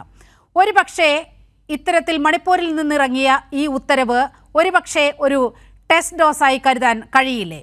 വീണ്ടും മണിപ്പൂരിനെ കലാപത്തിലേക്ക്, ഈ വിശുദ്ധ വാരത്തിൽ മണിപ്പൂരിനെ ഒരു കലാപഭൂമിയാക്കി മാറ്റാനുള്ള ഏതോ ഒരു കുൽസിത നീക്കം ഏതോ ഒരു കേന്ദ്രത്തിലുണ്ടായി. പക്ഷേ അതിനെതിരെ വ്യാപകമായ പ്രതിഷേധം ഉയർന്നു വന്നൊരു ഘട്ടത്തിൽ ആ വിജ്ഞാപനത്തിൽ ഭേദഗതി വരുത്തിക്കൊണ്ട് തലയൂരാൻ മണിപ്പൂർ സർക്കാർ ശ്രമിച്ചു എന്നതല്ലേ വാസ്തവം? ഒരുപക്ഷേ വലിയ അജണ്ട ഇതിന് പിന്നിൽ ഉണ്ടാകാൻ സാധ്യതയില്ലേ? സാധ്യതയല്ല, നിശ്ചയമായും അതുതന്നെയാണ് കാര്യം. കാരണം ഹലോ കേൾക്കുന്നുണ്ടോ? ഞാൻ അങ്ങയുടെ വീഡിയോ ഒന്ന് ശരിയാക്കിയതിന് ശേഷം അങ്ങയിലേക്ക് വരാം. ഉടൻ മടങ്ങിയെത്താം. ഒരു ചെറിയ സാങ്കേതിക പ്രശ്നം കാണുന്നുണ്ട്. അഡ്വക്കേറ്റ് KS അരുൺകുമാർ, ആ ചോദ്യം തന്നെ ഞാൻ അങ്ങയോട് ആവർത്തിക്കുകയാണ്. കൃത്യമായൊരു പ്രകോപനം സൃഷ്ടിക്കാനുള്ള ബോധപൂർവമായ ശ്രമം മണിപ്പൂരിൽ നിന്ന് ഉണ്ടായില്ലേ എന്ന് സംശയിക്കേണ്ട ഘട്ടമല്ലേ ഇത്?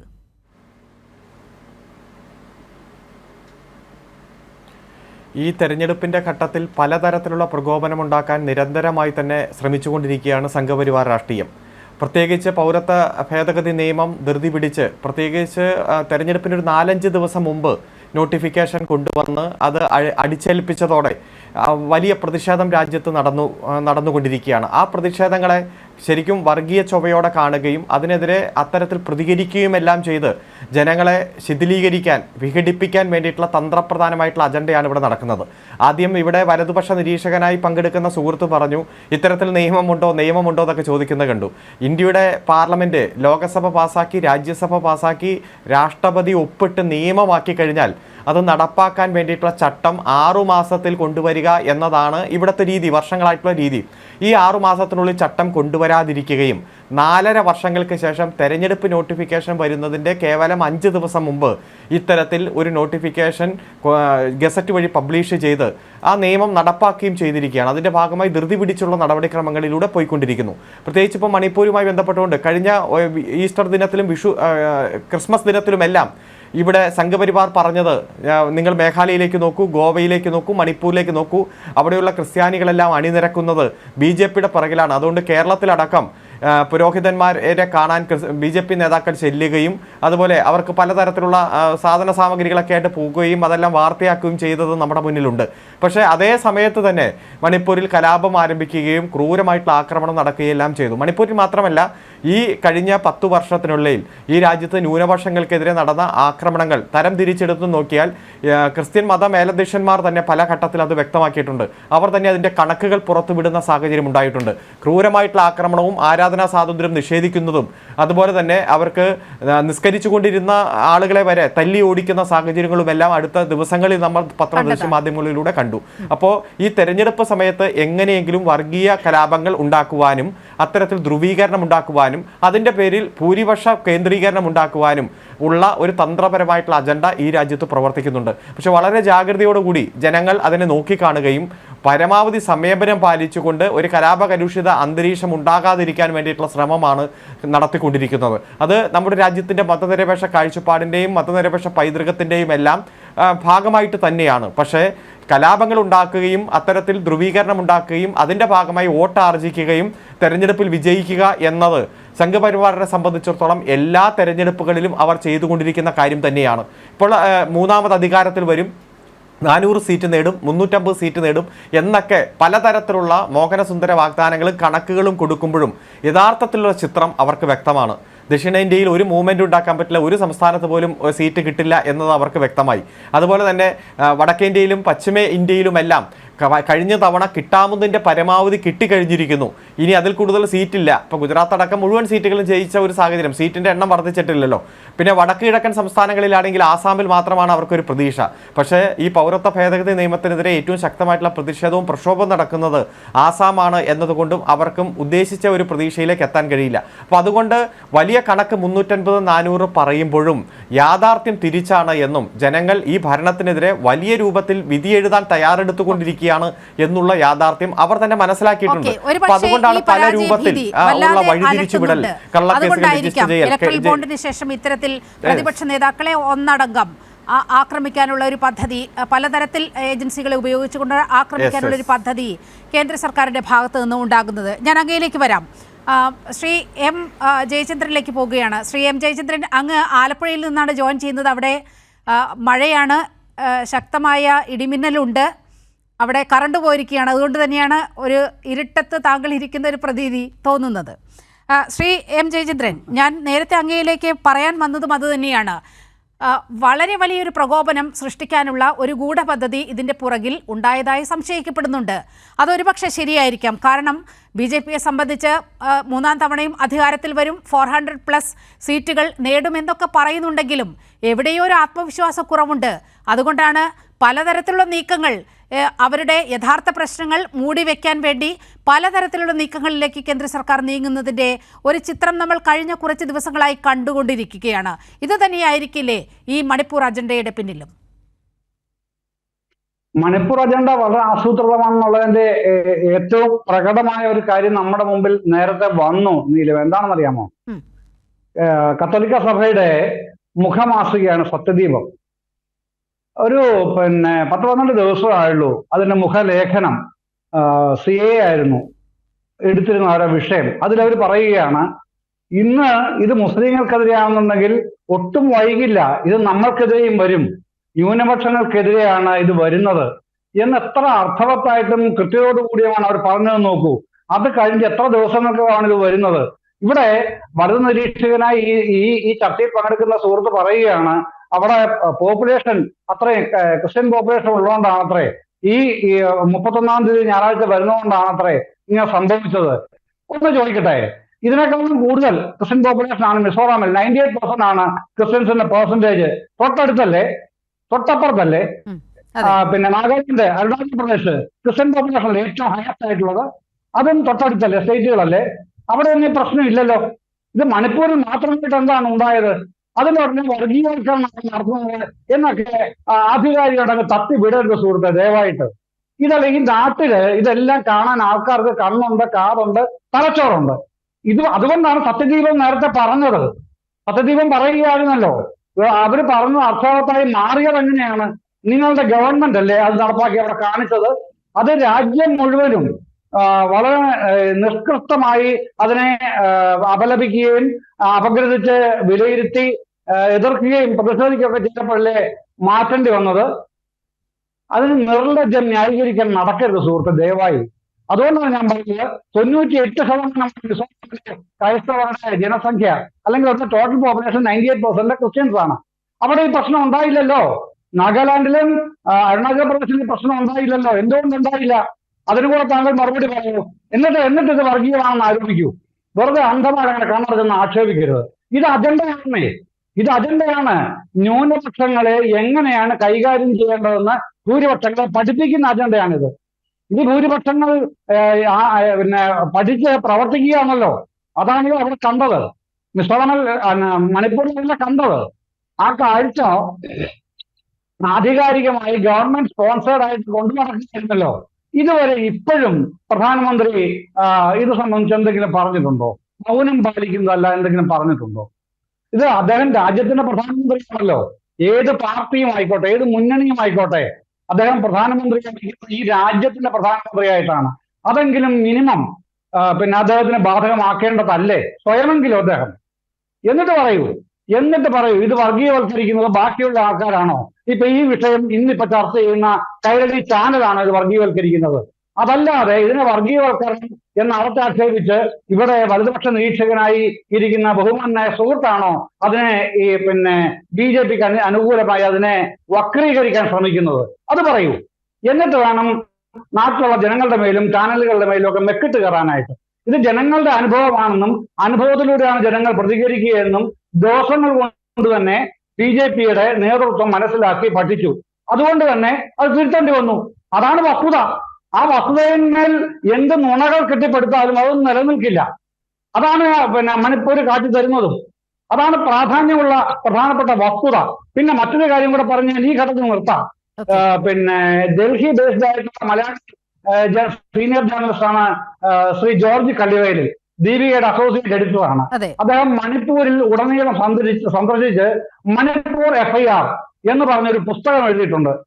സമയം കിട്ടുമ്പോൾ ഒന്ന് മറിച്ചെങ്കിലും നോക്കണം സുഹൃത്തെ, വലതുപക്ഷ നിരീക്ഷകനായി ഈ ചർച്ചയിൽ വന്നിരിക്കുന്ന സുഹൃത്ത്. ഒന്ന് മറിച്ചെങ്കിലും നോക്കണം. ആരാണ് ഞങ്ങളൊക്കെ ഇത്തരം ചർച്ചകളിൽ പങ്കെടുക്കുമ്പോൾ വർഗീയവൽക്കരിക്കുകയാണോ അതോ അവിടുത്തെ ജോർജ് കല്ലുവയലിനെ പോലുള്ള ആൾക്കാർ പറഞ്ഞതിന്റെ 10-1 പോലും ചർച്ചകളിൽ പുറത്ത് വന്നിട്ടില്ല. അതാണ് സത്യം. താങ്കൾ അതൊന്ന് എടുത്ത് അവസരം കിട്ടുന്നത് മറിച്ചു നോക്കിയാൽ മതി. അത് എനിക്ക് സജസ്റ്റ് ചെയ്യാനുള്ളൂ. ശ്രീ മിഥുൻ വിജയകുമാർ, അങ്ങയോടാണ് ചോദ്യം മുഴുവൻ. അതായത് കുറച്ചു നേരത്തെ അനിൽ ആന്റണി ഒരു ട്വീറ്റ് കുറിച്ചിരുന്നു.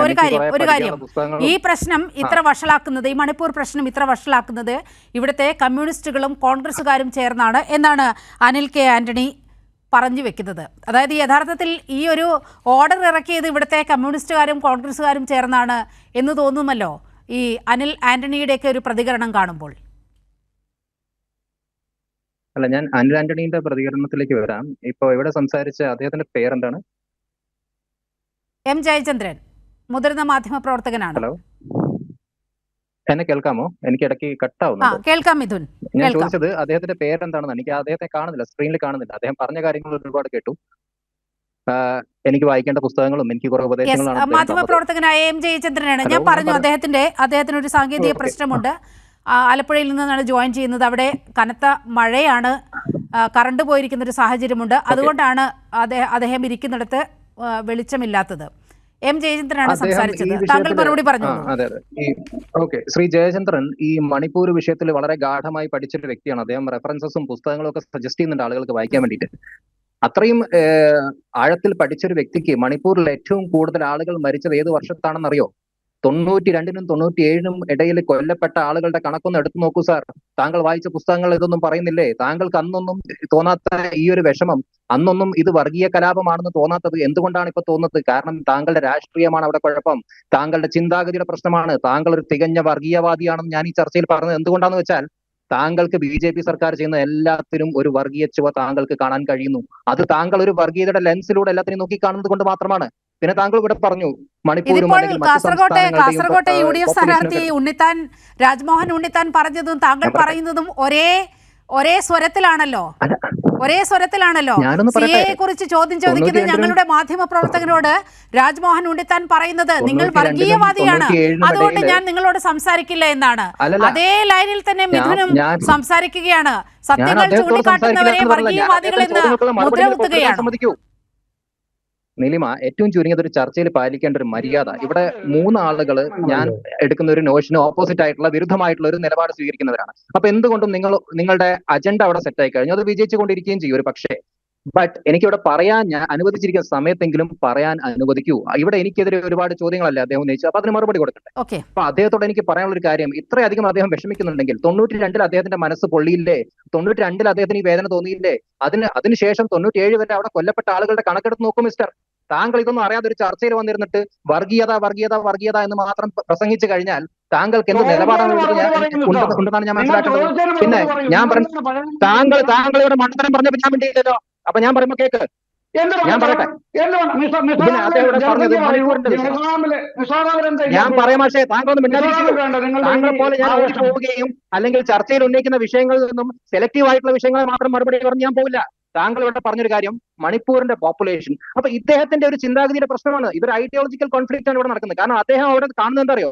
മണിപ്പൂരിന്റെ പ്രശ്നമുണ്ട്, മണിപ്പൂരിലെ ക്രിസ്ത്യാനികൾ ടാർഗറ്റ് ചെയ്യപ്പെടുന്നു. അങ്ങനെയല്ല. ഓരോ സ്റ്റേറ്റിലും ഒരു ഓർഡർ ഇറക്കുമ്പോൾ അവിടുത്തെ അഡ്മിനിസ്ട്രേറ്റീവ് പ്രൊസീജിയർ ആണ് അത് കൺസിഡർ ചെയ്യേണ്ടത്. അവിടുത്തെ അഡ്മിനിസ്ട്രേറ്റീവ് ആയിട്ടുള്ള കൺസിഡറേഷൻസ് ഒരുപാടുണ്ട്. അതിൽ റിലീജിയന്റെ ഒരു ഭാഗമായിരിക്കാം. ആ റിലീജിയസ് സെൻസിറ്റിവിറ്റിയെ കൺസിഡർ ചെയ്യും, ലോക്കൽ സെൻസിറ്റിവിറ്റീസിനെ കൺസിഡർ ചെയ്യും. അങ്ങനെയുള്ള ഒരുപാട് കാര്യം ലോക്കൽ കോണ്ടെക്സ്റ്റിലാണ് ഓരോ കാര്യങ്ങളും ഓരോ ഗവൺമെന്റ് ഇറക്കുന്നത്. ഓരോ സ്റ്റേറ്റ് ഓർഡർ വന്നു കഴിഞ്ഞാൽ അവിടുത്തെ പോപ്പുലേഷനും അവിടെയുള്ള ക്രിസ്ത്യാനികളും അവിടെ ഒരു ഇഷ്യൂ നടക്കുന്ന ഒരു സ്ഥലമാണെങ്കിൽ അവിടെ ചില ലോക്കൽ സെൻസിറ്റീവ് ആയിട്ടുള്ള ഇഷ്യൂസ് അല്ലെങ്കിൽ അവിടുത്തെ ഏതെങ്കിലും ഒരു കമ്മ്യൂണിറ്റി ഈ പറയുന്ന ദിവസം ഒരു അൺഡിക്ലെയർ ആയിട്ടുള്ള ഹോളിഡേ പ്രഖ്യാപിക്കുന്നത് നമുക്കറിയില്ല. അവിടുത്തെ ലോക്കൽ സെൻസിറ്റീവ് ആയിട്ടുള്ള കാര്യങ്ങളൊക്കെ കൺസിഡർ ചെയ്തുകൊണ്ടാണ് ഇങ്ങനത്തെ ഗവൺമെന്റ് നോട്ടിഫിക്കേഷൻസ് ഒക്കെ വരിക. താങ്കൾ ഈ ഗവൺമെന്റ് പ്രോസസ് ഒക്കെ അറിയുന്ന ആളാണെങ്കിൽ, താങ്കൾ ഇത്ര വലിയ പഠിക്കാനും പഠിപ്പിക്കുന്ന ഒരാളല്ലേ, അപ്പൊ താങ്കൾക്ക് ഇങ്ങനെയുള്ള കാര്യങ്ങൾ ഒരു സ്റ്റേറ്റ് ഗവൺമെന്റ് ഒരു ഓർഡർ ഇറക്കുകയാണെങ്കിൽ അവിടുത്തെ ലോക്കൽ കൺസിഡറേഷൻസ് കൂടെ എടുത്തുകൊണ്ടാണ് ഇങ്ങനെയുള്ള ഓർഡേഴ്സ് ഇറക്കുക. അതിൽ വെറും വർഗീയത മാത്രമല്ല, അവിടെ നിന്ന് ഏതാണ്ട് ഒരു വർഷത്തോളം നിന്ന് കത്തുന്ന ഒരു സ്ഥലം, എന്നും കൂട്ടക്കുരുതിയുടെയും ഇത്തരത്തിൽ റേപ്പ് ചെയ്യപ്പെടുന്ന സ്ത്രീകളുടെയും കഥകൾ പുറം ലോകത്തേക്ക് വന്നുകൊണ്ടിരിക്കുന്ന ഒരു സംസ്ഥാനം. ഏറ്റവും കൂടുതൽ അവിടെ കലാപത്തിന് ഇരയാക്കപ്പെട്ടത് കുക്കി വിഭാഗമാണ്. താങ്കൾക്കറിയാം അതെല്ലാം. ഈ കുക്കി വിഭാഗത്തിലെ 90% ആളുകൾ എന്ന് പറയുന്നത് ക്രൈസ്തവ ജനവിഭാഗങ്ങളാണ്. 300-ലധികം ക്രൈസ്തവരാണ് കൊല്ലപ്പെട്ടത്. 70,000-ഓളം പേർ ഡിസ്പ്ലേസ്ഡായി. 400-ലധികം പള്ളികൾ ആക്രമിക്കപ്പെട്ടു. 7,000-ലധികം വീടുകളും 100-ഓളം ഗ്രാമങ്ങളും ഉന്മൂലനം ചെയ്യപ്പെട്ടു, പൂർണ്ണമായും തകർക്കപ്പെട്ടു. ഇവിടെയാണ് ഇത്തരത്തിൽ വർഗീയ വിദ്വേഷം പടർത്തുന്ന രീതിയിൽ ഒരു സർക്കാർ ഇത്തരത്തിൽ ഒരു ഉത്തരവിറക്കുന്നത്. അവിടെ എന്ത് ലോക്കൽ കൺസിഡറേഷൻ ആണ് ഉണ്ടായത്? നോക്കൂ നീലിമ, ഒരു സർക്കാർ ഇപ്പൊ സ്റ്റേറ്റ് ഗവൺമെന്റ് ഇപ്പൊ കേരളത്തിന്റെ സർക്കാർ ഓർഡർ ഇറക്കുകയാണെങ്കിൽ അതിൽ മറ്റ് സംസ്ഥാനങ്ങളിലെല്ലാം പോപ്പുലേഷനെ കൺസിഡർ ചെയ്തുകൊണ്ട് അല്ലെങ്കിൽ ഒരു സ്ഥലത്തെ ഇപ്പൊ എന്താ പറയുക ഏതെങ്കിലും ഒരു ഹിന്ദു ഹോളിഡേ വിചാരിച്ചു, അന്നൊരു സ്റ്റേറ്റ് ഗവൺമെന്റ് ഒരു വർക്കിംഗ് ഡേ ആയി പ്രഖ്യാപിക്കുന്നെങ്കിൽ അത് അവിടുത്തെ ലോക്കൽ എന്താ പറയുക കോണ്ടെക്സ്റ്റിലാണ് ആ കാര്യത്തെ നമ്മൾ കണ്ടത്. അല്ലാതെ അരുണാചൽ പ്രദേശും മറ്റതും എല്ലാം കൂടെ കൂട്ടിക്കുഴച്ചുകൊണ്ട് ആളുകളെ തെറ്റിദ്ധരിപ്പിക്കുന്ന രീതിയിലൊക്കെ സംസാരിച്ചുകൊണ്ട് ഇദ്ദേഹം എന്നെ എന്തോ ഒരു എന്താ പറയുക ഇതൊരു തെറ്റിദ്ധാരണയാണോ? ഇത് തെറ്റിദ്ധരിപ്പിക്കാനാണോ ഇവിടുത്തെ പ്രതിപക്ഷം ശ്രമിച്ചത്? അരുൺ, ഞാൻ അതിലേക്കാണ് വന്നുകൊണ്ടിരിക്കുന്നത്. എനിക്കൊന്ന് പറയാൻ സമയം മിഥുൻ, ഒരു സെക്കൻഡ് തെറ്റിദ്ധരിപ്പിക്കാൻ ശ്രമിക്കുന്നു എന്ന് പറയുമ്പോൾ അപ്പുറത്തൊരു മറുപടി കൂടി കേൾക്കേണ്ടതുണ്ട്. നിരവധി പ്രേക്ഷകർ ഒറ്റ കാര്യം കൂടെ പറഞ്ഞു പൂർത്തിയാക്കാം. ഒരു കാര്യം കൂടെ പറഞ്ഞു പൂർത്തിയാക്കണം നിലിമ. ഒറ്റ മിനിറ്റ്, താങ്കൾ പറഞ്ഞ ഒറ്റ കാര്യം ക്ലാരിഫിക്കേഷൻ ഉള്ളൂ. ഒരു സംസ്ഥാനത്തെ സംബന്ധിച്ചിടത്തോളം അവധികൾ പ്രഖ്യാപിക്കും. ഞാനത് പറഞ്ഞോട്ടെ നീലിമ, എനിക്കൊരു മിനിറ്റ് വേണം. എനിക്കൊരൊറ്റ മിനിറ്റ് മതി. ഒറ്റ മിനിറ്റ് ഞാൻ പറയട്ടെ. താങ്കൾ ഇവിടെ ജാതിപത്യത്തെ കുറിച്ചൊക്കെ വലിയ സംസാരിക്കുന്ന ആളല്ലേ. ഒരു മിനിറ്റ് സമയം തരും. ഒരു മിനിറ്റ് എനിക്ക് സമയം തരും. ഞാനിവിടെ പറഞ്ഞു, ഇവിടെ താങ്കൾ മണിപ്പൂരിനെ കുറിച്ച് സംസാരിക്കുന്നു. താങ്കൾ ആരെങ്കിലും, താങ്കൾ ഈ ചാനൽ പോലും സന്ദേശ് കലി ചർച്ച ചെയ്തോ? താങ്കൾക്ക് മണിപ്പൂരിലെ ആളുകളുടെ പ്രശ്നത്തെ ആരും ഇവിടെ വില കുറച്ച് കാണുന്നില്ല. മണിപ്പൂരിലെ പ്രശ്നങ്ങൾ എല്ലാ കാലത്തും ഉണ്ടായിരുന്നു, ഇപ്പോഴും ഉണ്ട്. അതിനെ എന്തുകൊണ്ട് ഒരു അഡ്മിനിസ്ട്രേറ്റീവ് സൊല്യൂഷൻ ആവശ്യമാണ് എന്ന നിലപാട് തന്നെയാണ് ഞങ്ങൾ സ്വീകരിക്കുന്നത്. പക്ഷെ നിങ്ങളെ പോലെ സെലക്റ്റീവായിട്ട് ചില ഇഷ്യൂസ് മാത്രം ഡിസ്കസ് ചെയ്യുക, ചില ഇഷ്യൂസ് പറയുന്നില്ല. ഇവിടെ നോക്കൂ, കോൺഗ്രസിന്റെ പ്രതിനിധി എന്തൊക്കെയാണ് പറഞ്ഞു പോയത്? ഈ ഇന്ത്യ കണ്ട ഏറ്റവും വലിയ വർഗീയ കലാപം ഉണ്ടാക്കിയ പാർട്ടിയാണ്. ഡൽഹിയിലെ സ്റ്റേറ്റ് മെഷീനറി ഉപയോഗിച്ചുകൊണ്ട് സിഖുകളെ വേട്ടയാടിയ ഒരു പാർട്ടിയുടെ വക്താവ് എന്ന് പറയുകയാണ് മണിപ്പൂരിൽ നടക്കുന്ന വർഗീയ കലാപമാണെന്ന്. എത്ര വലിയ തമാശയാണ്. കാരണം ഈ പറയുന്ന കാലയളവിൽ, കോൺഗ്രസ് ഭരിക്കുന്ന കാലയളവിൽ മണിപ്പൂരിൽ എന്താ പ്രശ്നം ഉണ്ടായിട്ടില്ലേ? പിന്നെ ഇവിടെ അരുൺകുമാർ നേരത്തെ പറഞ്ഞത് 6 മാസം കൊണ്ട് നടപ്പിലാക്കും. അരുൺകുമാർ, താങ്കൾ ഒരു ലോയർ കൂടെയാണ്. താങ്കൾക്ക് അറിയില്ല ഈ രാജ്യത്ത് ഒരു നിയമം ഇനാക്ട് ചെയ്ത് കഴിഞ്ഞാൽ എല്ലാ തവണയും അത് 6 മാസം കൊണ്ട് നടപ്പിലായിട്ടുണ്ടോ? അപ്പൊ അങ്ങനെയുള്ള പൊള്ളയായിട്ടുള്ള വാദങ്ങളും BJP-യെ പ്രതികൂട്ടിലാക്കാൻ രണ്ട് തരത്തിൽ അരുൺ ആ വിഷയത്തിൽ മറുപടി പറയേണ്ടതുണ്ട്. ഞാൻ മിഥുനിലേക്ക് എത്താം. മിഥുൻ പറഞ്ഞതുപോലെ ഒരു ക്ലാരിഫിക്കേഷൻ ഞാൻ മിഥുനിന് തരാനുണ്ട്. സന്ദേശ് ഖാലിയുടെ വിഷയം ചർച്ച ചെയ്തില്ല, കൈരളി ചർച്ച ചെയ്തില്ല എന്ന് താങ്കളോട് ആരാണ് പറഞ്ഞത്? സന്ദേശ് ഖാലിയിലെ വിഷയം വളരെ കൃത്യമായി കൈരളി ചർച്ച ചെയ്യുന്ന സാഹചര്യം ഉണ്ടായിട്ടുണ്ട്. അത് ഞാൻ അങ്ങയുടെ ശ്രദ്ധയിൽപ്പെടുത്തുകയാണ്. അരുൺകുമാർ, ഈ ആരോപണങ്ങൾക്ക് നമുക്ക് മറുപടി പറയാം. കാരണം ഇത് ബോധപൂർവം ഒരു തെറ്റിദ്ധരിപ്പിക്കലാണ് പ്രതിപക്ഷത്തിന്റെ ഭാഗത്ത് നിന്ന് ഉണ്ടാകുന്നത്. മറ്റൊന്ന്, CAയുമായി ബന്ധപ്പെട്ട് താങ്കൾ ഉന്നയിച്ച പ്രശ്നം ശരിയല്ല എന്നാണ് BJP-യുടെ നിരീക്ഷകൻ പറഞ്ഞു വെക്കുന്നത്. ഇവിടെ ഒരു സംസ്ഥാനത്തിൻ്റെ അവധിയും കേന്ദ്രത്തിൻ്റെ അവധിയും നോട്ടിഫൈ ചെയ്യുന്നത് ആ അവധിയുടെ 2-3 ദിവസം മുമ്പല്ല. ഒരു വർഷം ആരംഭിക്കുന്നതിന് മാസങ്ങൾ മുമ്പ് തന്നെ കൃത്യമായി നോട്ടിഫൈ ചെയ്യും. അതായത് 2024 ജനുവരി മാസം 1 മുതൽ ഡിസംബർ മാസം 31 വരെയുള്ള കേന്ദ്ര അവധി കേന്ദ്ര ഗവൺമെൻറ്റും സംസ്ഥാന അവധികൾ സംസ്ഥാന ഗവൺമെൻറ് കൃത്യമായിട്ട് തന്നെ നോട്ടിഫൈ ചെയ്യും. അപ്പോൾ ഇവിടെ ഈസ്റ്റർ ദിനത്തിലും അതുപോലെ തന്നെ ദുഃഖവെള്ളിയുമെല്ലാം ഒരു കൃത്യമായി കേന്ദ്ര അവധി എന്ന രൂപത്തിൽ തന്നെ നോട്ടിഫൈ ചെയ്യുന്നുണ്ട്. സംസ്ഥാന അവധികൾ അങ്ങനെ നോട്ടിഫൈ ചെയ്യുന്നുണ്ട്. അപ്പോൾ കലണ്ടർ നേരത്തെ തന്നെ ഇറങ്ങുന്നതാണല്ലോ. കലണ്ടറിൽ കൃത്യമായിട്ട് ചുവന്ന അക്ഷരം തന്നെയാണ്.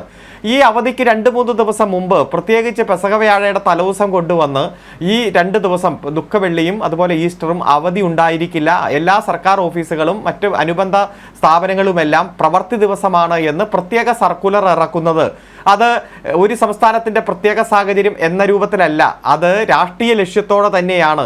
എന്തുകൊണ്ടാണ് പിന്നെ അത് പിൻവലിക്കാൻ കാരണം? അതിശക്തമായിട്ടുള്ള പ്രതിഷേധം രാജ്യത്ത് ഉയർന്നു വന്നല്ലോ. എല്ലാ മാധ്യമങ്ങളും അത് വാർത്തയാക്കിയല്ലോ. കാരണം മണിപ്പൂരിനെ സംബന്ധിച്ച് പറയുമ്പോൾ നിങ്ങൾ തെറ്റിദ്ധരിപ്പിക്കുകയാണ്. മുൻ മുഖ്യമന്ത്രിയും 11 രാഷ്ട്രീയ പാർട്ടികളുടെ പ്രതിനിധികളും ഡൽഹിയിൽ വന്ന് ദിവസങ്ങൾ താമസിച്ച് പ്രധാനമന്ത്രിയുടെ ഒരു 5 മിനിറ്റ് സമയത്തിന് വേണ്ടി യാചിച്ചു. ഞങ്ങൾക്കൊന്ന് കാണണം, 1 മിനിറ്റ് മതി, മണിപ്പൂരിൽ ഞങ്ങൾ അനുഭവിച്ചു കൊണ്ടിരിക്കുന്ന രൂക്ഷമായ അന്തരീക്ഷത്തെക്കുറിച്ച് ഞങ്ങൾക്കൊന്ന് കൺവേ ചെയ്യണം എന്ന് പറഞ്ഞ് ഡൽഹിയിൽ താമസിച്ച മുൻ BJP മുഖ്യമന്ത്രിയുടെയും അതുപോലെ 10-15 രാഷ്ട്രീയ പാർട്ടികളുടെ പ്രതിനിധികളുടെയും മുന്നിലൂടെയാണ് ഇന്ത്യയുടെ പ്രധാനമന്ത്രി അമേരിക്കയിൽ പോയി, ഫ്രാൻസിൽ പോയി, UAE പോയി, ജപ്പാനിൽ പോയി. ഈ മണിപ്പൂർ കലാപം കത്തുന്ന സമയത്താണ് 15 ദിവസം കർണാടകയിൽ കേന്ദ്രീകരിച്ചുകൊണ്ട് തെരഞ്ഞെടുപ്പ് പ്രചരണം നടത്തിയത്. ഏത് സാക്ഷാൽ പ്രധാനമന്ത്രി മണിപ്പൂരിൽ ഇതുവരെ ഇന്ത്യയുടെ പ്രധാനമന്ത്രി സന്ദർശിക്കാത്തത് എന്തുകൊണ്ടാണ്? മലപ്പുറം ജില്ലയുടെ വലിപ്പമല്ലേ മണിപ്പൂരിനുള്ളൂ? മലപ്പുറം ജില്ലയുടെ ജനസംഖ്യയേക്കാൾ താഴെയാണ്. ഇന്ത്യയുടെ പട്ടാളം വിചാരിച്ചാൽ ഒരു 10 മിനിറ്റ് കൊണ്ട് ഈ കലാപം അടിച്ചമർത്താൻ കഴിയില്ലേ? കഴിഞ്ഞ 1 വർഷമായി കലാപകലുഷിതമായ അന്തരീക്ഷം അങ്ങനെ തുടരുന്നു. നിരവധി ആളുകൾ കൊല്ലപ്പെട്ടുകൊണ്ടിരിക്കുന്നു. ദുരിതാശ്വാസ ക്യാമ്പുകളിൽ കഴിയുന്നവർക്ക് ഗ്രാമങ്ങളിലേക്ക് പോകാൻ കഴിയുന്നില്ല. പല ഗ്രാമങ്ങളും കൃത്യമായി ചില ഗ്രൂപ്പുകളുടെ കയ്യിൽ തന്നെയാണ്. അതോടൊപ്പം തന്നെ പട്ടാളത്തിൻ്റെ ആയുധം മോഷ്ടിച്ചു കൊണ്ടുപോകുന്നു, പോലീസിൻ്റെ ആയുധം മോഷ്ടിച്ചു കൊണ്ടുപോകുന്നു. ഈ ലോക്സഭാ തെരഞ്ഞെടുപ്പ് കഴിയുന്നത് വരെ ഈ കലാപം അതേ രൂപത്തിൽ തുടരണം എന്ന് കേന്ദ്ര ഗവൺമെൻറ് ഉദ്ദേശിക്കുന്നു എന്നതുകൊണ്ട് മാത്രമാണ് ഇന്ത്യയുടെ പ്രധാനമന്ത്രി ഒരക്ഷരം പോലും ഉരിയാടാത്തത്. ആകെ 27 സെക്കൻഡാണ് ഈ വിഷയത്തിൽ പ്രധാനമന്ത്രി പ്രതികരിച്ചത്. അതെന്തിനാണെന്ന് അറിയോ? ഇവിടെ സൂചിപ്പിച്ചു, അവിടുത്തെ പാവപ്പെട്ട പെൺകുട്ടികളെ നഗ്നരാക്കി പരേഡ് നടത്തുന്ന ആ ദൃശ്യങ്ങൾ സോഷ്യൽ മീഡിയയിലൂടെ പുറത്തു വന്ന് ലോകത്ത് മുഴുവൻ ആളുകൾ കണ്ടപ്പോൾ അത് ഇന്ത്യക്ക് നാണക്കേടുണ്ടാക്കി എന്ന് ഒരു 27 സെക്കൻഡ് ഇന്ത്യയുടെ പ്രധാനമന്ത്രി പ്രതികരിച്ചതല്ലാതെ ഈ കലാപം അവസാനിപ്പിക്കണമെന്നോ ആയുധമെടുത്തവർ അത് താഴെ വയ്ക്കണമെന്നോ കലാപകലുഷിതമായ അന്തരീക്ഷത്തിൽ നിന്ന് നാടിനെ മോചിപ്പിക്കണമെന്നോ പ്രധാനമന്ത്രി ആഹ്വാനം ചെയ്തിട്ടില്ല. അതുകൊണ്ട് മണിപ്പൂർ കലാപത്തെക്കുറിച്ച് നിങ്ങൾ എത്ര നുണ പ്രചരിപ്പിച്ചാലും ജനങ്ങൾക്ക് കൃത്യമായി ബോധ്യമുണ്ട്. ഇവിടെ ന്യൂനപക്ഷങ്ങളെ ഇല്ലായ്മ ചെയ്ത് ഒരു ഫാസിസ്റ്റ് രാജ്യത്തേക്ക് ഈ രാജ്യം പോകുന്നു. ഹിന്ദുത്വ അജണ്ടയോടെ ഈ രാജ്യത്തേക്ക് പോകാനുള്ള ശ്രമത്തിന്റെ അവസാന ഘട്ടം ഇപ്പോൾ നടന്നുകൊണ്ടിരിക്കുന്നു. പിന്നെ CAA-യുമായി ബന്ധപ്പെട്ടുകൊണ്ട് പൗരത്വത്തിന്റെ മാനദണ്ഡം മതമായി മാറുക എന്ന് പറഞ്ഞാൽ ഈ രാഷ്ട്രം ഒരു മതരാഷ്ട്രമായി മാറി എന്നതാണ് അർത്ഥം. പക്ഷേ 230ഓളം കേസുകൾ സുപ്രീം കോടതിയിലുണ്ട്. സുപ്രീം കോടതി ഏപ്രിൽ മാസം 9-ാം തീയതി അതിൽ വാദം കേൾക്കുന്നു. 2 അതിശക്തമായിട്ടുള്ള പ്രക്ഷോഭങ്ങൾ ഉയർന്നു വരുന്നു. കേരളം അടക്കമുള്ള സംസ്ഥാനങ്ങൾ പറഞ്ഞു ഭരണഘടനയുടെ ബേസിക് സ്ട്രക്ചറിനെ തകർക്കുന്ന ഈ നിയമം ഈ സംസ്ഥാനങ്ങളിൽ നടപ്പാക്കില്ല എന്ന് പ്രഖ്യാപിച്ച് അതിശക്തമായിട്ടുള്ള പ്രചരണവും പ്രക്ഷോഭവും സംസ്ഥാന ഗവൺമെന്റുകൾ നടത്തിക്കൊണ്ടിരിക്കുന്ന സാഹചര്യം നമ്മുടെ മുന്നിലുണ്ട്.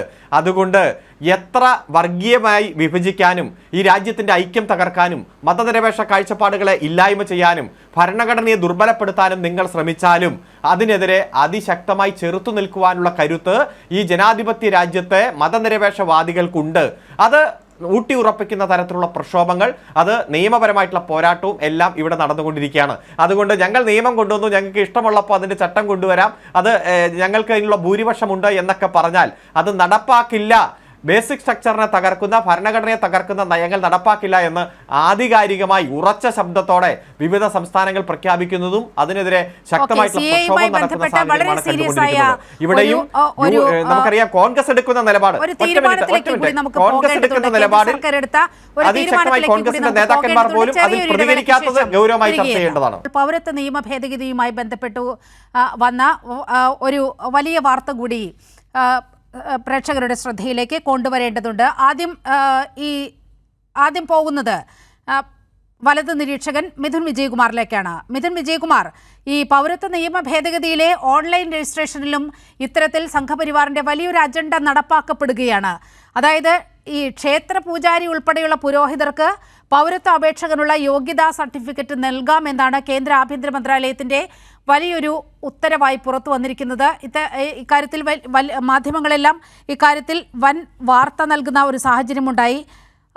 ഇതുകൊണ്ട് എന്താണ് ഉദ്ദേശിക്കുന്നത് നിങ്ങൾ? പൂജാരിമാർ യോഗ്യതാ സർട്ടിഫിക്കറ്റ് ഒക്കെ നൽകുന്ന ഒരവസ്ഥയിലേക്ക് കാര്യങ്ങൾ എത്തുകയാണ് ഈ രാജ്യത്ത്.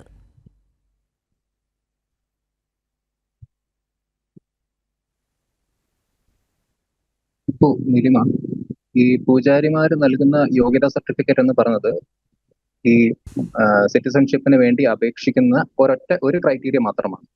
അവര് പ്രൂഫ് ഓഫ് നാഷണാലിറ്റി അത് കൊടുക്കണം, അതുമായി ബന്ധപ്പെട്ട ഡോക്യുമെന്റ്സ് അതിൽ കൃത്യമായി പറയുന്നുണ്ട്. പിന്നെ ഷെഡ്യൂൾ 1C പറയുന്ന അഫിഡവിറ്റ് കൊടുക്കണം. പിന്നെ ഈ രാജ്യത്തുള്ള ആളുകളാണെന്ന് തെളിയിക്കുന്ന ഒന്നുകിൽ പാസ്പോർട്ട്, ഐഡന്റി കാർഡ്, അങ്ങനെ കുറെ കാര്യങ്ങളുണ്ട്, അതൊക്കെ ചോദിക്കുന്നുണ്ട്. പിന്നെ റെസിഡൻഷ്യൽ പെർമിറ്റ് ഉണ്ടെങ്കിൽ അതും പ്രൊവൈഡ് ചെയ്യണം. അതിനോടൊപ്പമാണ് ഈ പറയുന്ന ഒരു റെപ്യൂട്ടഡ് കമ്മ്യൂണിറ്റി പ്രീസ്റ്റ് എനിക്കൊന്നൊരു സ്റ്റാമ്പ് പേപ്പറിൽ അത് സർട്ടിഫൈ ചെയ്ത് കൊടുക്കുക വേണം. അപ്പൊ അതിന്റെ കാരണം എന്താ വെച്ചാല് മതപീഡനം അനുഭവിക്കുന്നവരുടെ മതം ഏതാണെന്ന് ഡിറ്റർമിൻ ചെയ്യാനുള്ള ഒരു പ്രോസസ്സാണത്. അവർക്ക് ഒരു എന്താ പറയുക, ഒരു ലോക്കൽ സർക്കാർ ആശുപത്രി എന്നുള്ള സർട്ടിഫിക്കറ്റ് അല്ലല്ലോ വേണ്ടത്. ഒരു ഇതിന്റെ പ്രശ്നം എന്ന് പറയുന്നത് ഈ രാജ്യത്ത് മതത്തിന്റെ അടിസ്ഥാനത്തിൽ വിജ്ഞാപനത്തിൽ പറയുന്നത് ഇങ്ങനെയാണ്: ജില്ലാ ഭരണകൂടത്തിന്റെ നേതൃത്വത്തിൽ സ്വയംഭരണ സ്ഥാപനങ്ങൾ വഴിയാണ് നടപടിക്രമങ്ങൾ എന്ന് കേന്ദ്ര സർക്കാർ വ്യക്തമാക്കിയ ഒരു സാഹചര്യമുണ്ട്. തദ്ദേശ സ്ഥാപനങ്ങൾ വഴി, സ്വയംഭരണ സ്ഥാപനങ്ങൾ വഴിയാണ് നടപടിക്രമം എന്ന് വ്യക്തമാക്കി. പക്ഷേ ഫർദർ ക്ലാരിഫിക്കേഷനിൽ പറയുന്നത് എന്താണ്? പുരോഹിതർ സർട്ടിഫിക്കറ്റ് നൽകിയാൽ മതി.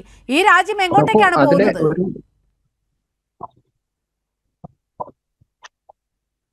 പുരോഹിതർ ഒരു സർട്ടിഫിക്കറ്റ് നൽകിയാൽ ഇവിടെ സിറ്റിസൺഷിപ്പ് കിട്ടുമെന്ന് ചർച്ചയെ വളച്ചൊടിച്ച് തെറ്റിദ്ധരിപ്പിക്കല്ലേ?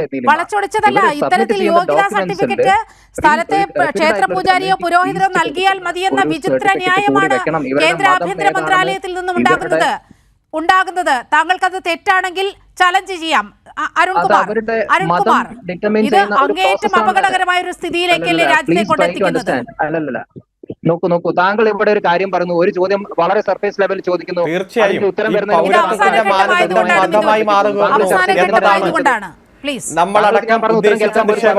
മാത്രമാണ് സംസാരിച്ചിട്ടുള്ളത്. എന്റെ അഭിപ്രായങ്ങൾ സോയിലേക്ക് വരാം. ഒരു ഇവിടെ സെക്കൻഡ് ഗൗരവത്തോടെ സോയിലേക്ക് ചർച്ച വരാം. ചെയ്യപ്പെടുന്നത് പൗരത്വത്തിന്റെ മാനദണ്ഡം മതമായി മാറുന്നു എന്നതാണ്. അതിലൊരു ക്ലാരിറ്റി വേണം. പരിഗണിക്കാനുള്ള അല്ല, സമയം ഇവിടെ താങ്കൾക്കും അരുൺകുമാറിനും മാത്രം സംസാരിക്കാനാണെങ്കിൽ എന്തിനാണ് ഞങ്ങളെ അല്ല, വിളിക്കുന്നത്? ഒറ്റ കാര്യം പറയൂ. ഒറ്റ കാര്യം, പൗരത്വത്തിന്റെ മാനദണ്ഡം മതമായി മാറുന്നു എന്നതാണ് ഏറ്റവും ഗൗരവമായിട്ടുള്ള ആക്ഷേപമല്ല യാഥാർത്ഥ്യം. പക്ഷെ ഇപ്പോൾ പൂജാരികൾ കൊടുക്കുന്ന സർട്ടിഫിക്കറ്റ് എന്ന് പറയുമ്പോൾ തന്നെ പൗരത്വത്തിന്റെ ഒരു ഘടന, ഒരു മാനദണ്ഡം മതമായി മാറുന്നു. അത് ഏറ്റവും ഗൗരവമായിട്ടുള്ള ആക്ഷേപം ഈ രാജ്യത്ത് ഉയർന്നു വരുന്നു. ഇത് ശരിവെക്കുന്നു. അതായത് പൗരത്വത്തിന്റെ മാനദണ്ഡം മതമാണ് എന്നത് ശരിവെക്കുന്നതാണ് ഈ സർക്കുലർ. സോയ ഈ ചർച്ചയിലേക്ക് വരികയാണ്. സോയ, കഴിഞ്ഞ കുറച്ച് ദിവസമായി സംസ്ഥാനത്തിന്റെ മുഖ്യമന്ത്രി ആവശ്യപ്പെടുന്നുണ്ട് ഈ CAA വിഷയത്തിൽ കോൺഗ്രസിന്റെ നിലപാട് എന്താണ്? ഞാൻ സംസാരിക്കുന്നത് ഇവർക്കൊക്കെ 4 തവണയും അരുൺകുമാർ 4ാമത്തെ തവണയും 5ാമത്തെ തവണയും സംസാരിക്കുന്നു. എന്നെ വിളിച്ചത് സംസാരിക്കാനാണെങ്കിൽ എനിക്കും അവസരം നൽകേണ്ടതുണ്ട്.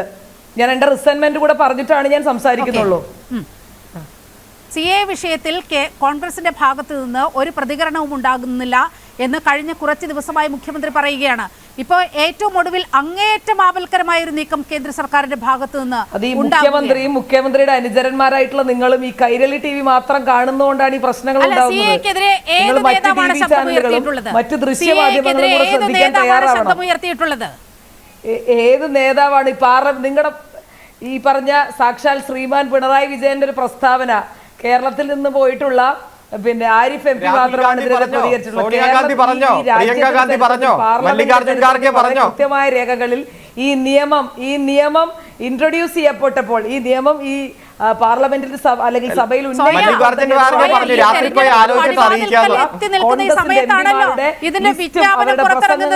അവരുടെ ഡോക്യുമെന്റുകളും വളരെ കൃത്യമായി ലഭ്യമാണ്. അപ്പൊ നിങ്ങൾ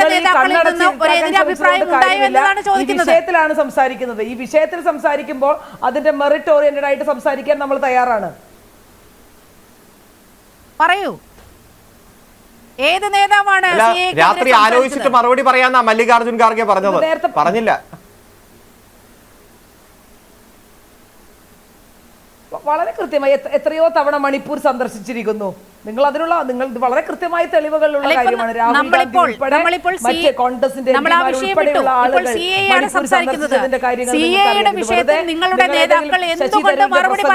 കേട്ടിട്ടുണ്ട്. നിങ്ങൾ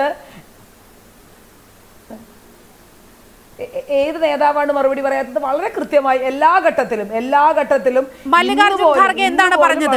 രാഹുൽ ഗാന്ധി എന്താണ് പറഞ്ഞത്? സോണിയാഗാന്ധി എന്താണ് പറഞ്ഞത്? പ്രിയങ്ക ഗാന്ധി എന്താണ് പറഞ്ഞത്? കോൺഗ്രസിന്റെ ഔദ്യോഗിക ഫേസസ് എന്ന് പറയുന്നവരാണല്ലോ. കാണാത്തത് കൊണ്ട്, അതില്ല എന്ന് നിങ്ങൾ കണ്ണടച്ചിരുട്ടാക്കിയത് കൊണ്ട് അതിലൊരു തരത്തിലും അത് അർത്ഥമില്ലാതാവുന്നില്ല. പിന്നെ ഈ വിഷയത്തിന്റെ മെറിറ്റിലേക്ക് കടക്കാം. ഈ വിഷയത്തിന്റെ മെറിറ്റിലേക്ക് രാത്രി പോയി ആലോചിച്ചിട്ട് പിറ്റേ ദിവസം മറുപടി പറയാന്നാ പറഞ്ഞത്. വലതുപക്ഷ ഇതുവരെ മറുപടി വന്നില്ല. വലിയ കലാപങ്ങൾ നടത്തിയ ആളുകളാണെന്ന് പറഞ്ഞു വെക്കുമ്പോൾ ഗോദ്ര കലാപം ഉൾപ്പെടെയുള്ള ചരിത്രം നമ്മുടെ മുൻപിലുണ്ട്. അതിന്റെ ഇരകളായ മനുഷ്യർ ഇപ്പോഴും നടത്തിക്കൊണ്ടിരിക്കുന്ന സമരങ്ങൾ നമുക്ക് മുൻപിലുണ്ട്. മണിപ്പൂരിന്റെ ചരിത്രത്തെ പറ്റി വളരെ തെറ്റിദ്ധാരണ ജനകമായിട്ടുള്ള ഒരുപാട് കാര്യങ്ങൾ വലതുപക്ഷ നിരീക്ഷകർ പറഞ്ഞിട്ടുണ്ടായിരുന്നു. ഈ പറഞ്ഞതുപോലെ സസ്പെൻഷൻ ഓഫ് ഓപ്പറേഷൻ എന്ന് പറയുന്ന 2008 ഒരു സമാധാന സന്ധി വന്നതിന് ശേഷം വലിയ മാറ്റങ്ങൾ അവിടെ ഉണ്ടായിരുന്നു. അത്തരം മാറ്റങ്ങളെ ഒന്നും, അല്ലെങ്കിൽ അത്തരം മാറ്റങ്ങൾ വരുമ്പോൾ അതൊന്നും ഇദ്ദേഹം അറിഞ്ഞിട്ടില്ല എന്നുള്ളതാണ് ഞാൻ മനസ്സിലാക്കുന്നത്. പിന്നീട് അതിനുശേഷം വലിയ രീതിയിലുള്ള പ്രശ്നങ്ങളില്ലാതെ സമാധാനപരമായി കാര്യങ്ങൾ മുന്നോട്ട് പോകുകയായിരുന്നു. ഈ 2023 മെയ്ക്ക് ശേഷമുള്ള വളരെ അപകടകരമായ സാഹചര്യങ്ങളിലൂടെ ഈ രാജ്യം പോകുന്നതൊക്കെ നമ്മൾ കണ്ടതാണ്. ചരിത്രത്തെ അനാവശ്യമായി വളച്ചൊടിച്ചതുകൊണ്ടും ചരിത്രത്തെ മറച്ചു വെച്ച് സംസാരിച്ചതുകൊണ്ടും ഇതിന്റെ അല്ലെങ്കിൽ ആ കാര്യമാത്ര പ്രസക്തമായിട്ടുള്ള വിഷയങ്ങൾ ഇല്ലാതാവുന്നില്ല. പിന്നെ CAA എന്ന് പറയുന്നത് അത് പിന്നെ അതിന്റെ നിയമത്തിൽ തന്നെ ഭരണഘടനാ വിരുദ്ധമാണ്. അപ്പൊ അദ്ദേഹം ഈ വലതുപക്ഷ നിരീക്ഷകൻ എത്ര അനായാസമായിട്ടാണ് പറഞ്ഞു വെക്കുന്നത്.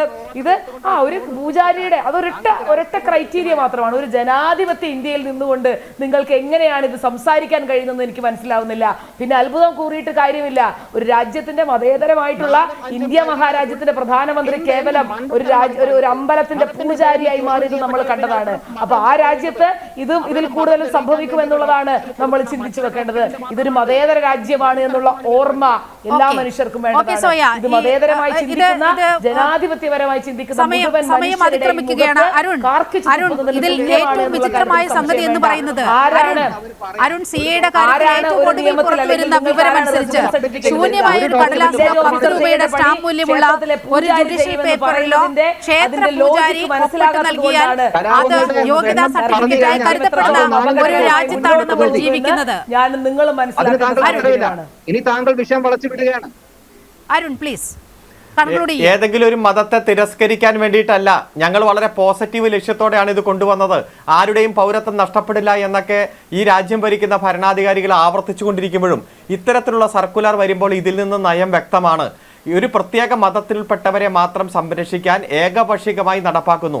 ഇപ്പോൾ ഇസ്ലാം മതത്തിൽപ്പെട്ടവരെയാണ് മാറ്റി നിർത്തിയിരിക്കുന്നത്. വരും ദിനങ്ങളിൽ, അതായത് വീണ്ടും അധികാരത്തിൽ വന്നാൽ ഇപ്പോൾ പറഞ്ഞ 6 മതത്തിൽപ്പെട്ടവരെയിൽ പല മതങ്ങളെയും ഒഴിവാക്കും. അങ്ങനെ വന്നാൽ നാം നേരത്തെ മറ്റു പല രാജ്യങ്ങളിലും കണ്ടതുപോലെ വംശീയമായിട്ടുള്ള ഉന്മൂലനവും വംശീയമായിട്ടുള്ള പുറത്താക്കലും എല്ലാം കാണും. ഈ രാജ്യത്തെ ഒരു മതരാജ്യമാക്കി മാറ്റും.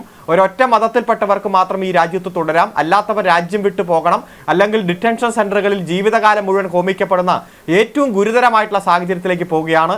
ആ സാഹചര്യം നമ്മൾ വളരെ ആശങ്കയോടെ പങ്കുവെക്കുമ്പോൾ അത് തള്ളിപ്പറയുന്ന, അതിനെ അപമാനിക്കുന്ന അല്ലെങ്കിൽ അപകീർത്തിപ്പെടുത്തുന്ന തരത്തിൽ പ്രസ്താവന നടത്തുന്ന ഭരണാധികാരികൾ തന്നെ ഇത്തരത്തിലുള്ള സർക്കുലറുകൾ ഓരോ ദിവസം പുറപ്പെടുവിച്ചുകൊണ്ടിരിക്കുകയാണ്. ഏതായാലും പരമോന്നത നീതിപീഠത്തിൽ ഈ വിഷയങ്ങളെല്ലാം ഏപ്രിൽ മാസം 9-ാം തീയതി പരിഗണിക്കപ്പെടും. അതിശക്തമായിട്ടുള്ള പ്രക്ഷോഭം ഈ രാജ്യത്ത് ഉയർന്നു വരികയാണ്. സംസ്ഥാന ഗവൺമെന്റുകളെല്ലാം എന്തു വില കൊടുത്തും ഈ നിയമം നടപ്പാക്കില്ലെന്ന് പ്രഖ്യാപിച്ചുകൊണ്ട് രംഗത്ത് വരുന്നു. അതുകൊണ്ട് ഈ രാജ്യത്തിന്റെ മതനിരപേക്ഷ കാഴ്ചപ്പാടുകളെ നിലനിർത്താനും ഏകോദര സഹോദരങ്ങളെ പോലെ എല്ലാവർക്കും തുല്യതയോടെ ഈ രാജ്യത്ത് ജീവിക്കാനുമുള്ള സാഹചര്യം ഉറപ്പുവരുത്താൻ ശക്തമായിട്ടുള്ള പോരാട്ടം ഈ രാജ്യത്ത് ഉയർന്നു വരുമെന്നതിൽ യാതൊരു സംശയമില്ല. മണിപ്പൂരിന്റെ വിഷയത്തിലായാലും CAA വിഷയത്തിലായാലും കേന്ദ്ര സർക്കാരും അതുപോലെ BJP സർക്കാരുകളും ലക്ഷ്യം വെക്കുന്നത് പ്രകോപനമാണോ, പ്രത്യേകിച്ച് ഈ തെരഞ്ഞെടുപ്പ് കാലത്ത് എന്നതാണ് ന്യൂസ് ആൻഡ് വ്യൂസ് ഈ 1 മണിക്കൂർ ചർച്ച ചെയ്തത്. ഈ ചർച്ചയിൽ പങ്കെടുത്ത advocate KS Arunkumar, doctor soya Joseph, Mithun Vijayakumar, M Jayachandran, എല്ലാവർക്കും വളരെയധികം നന്ദി.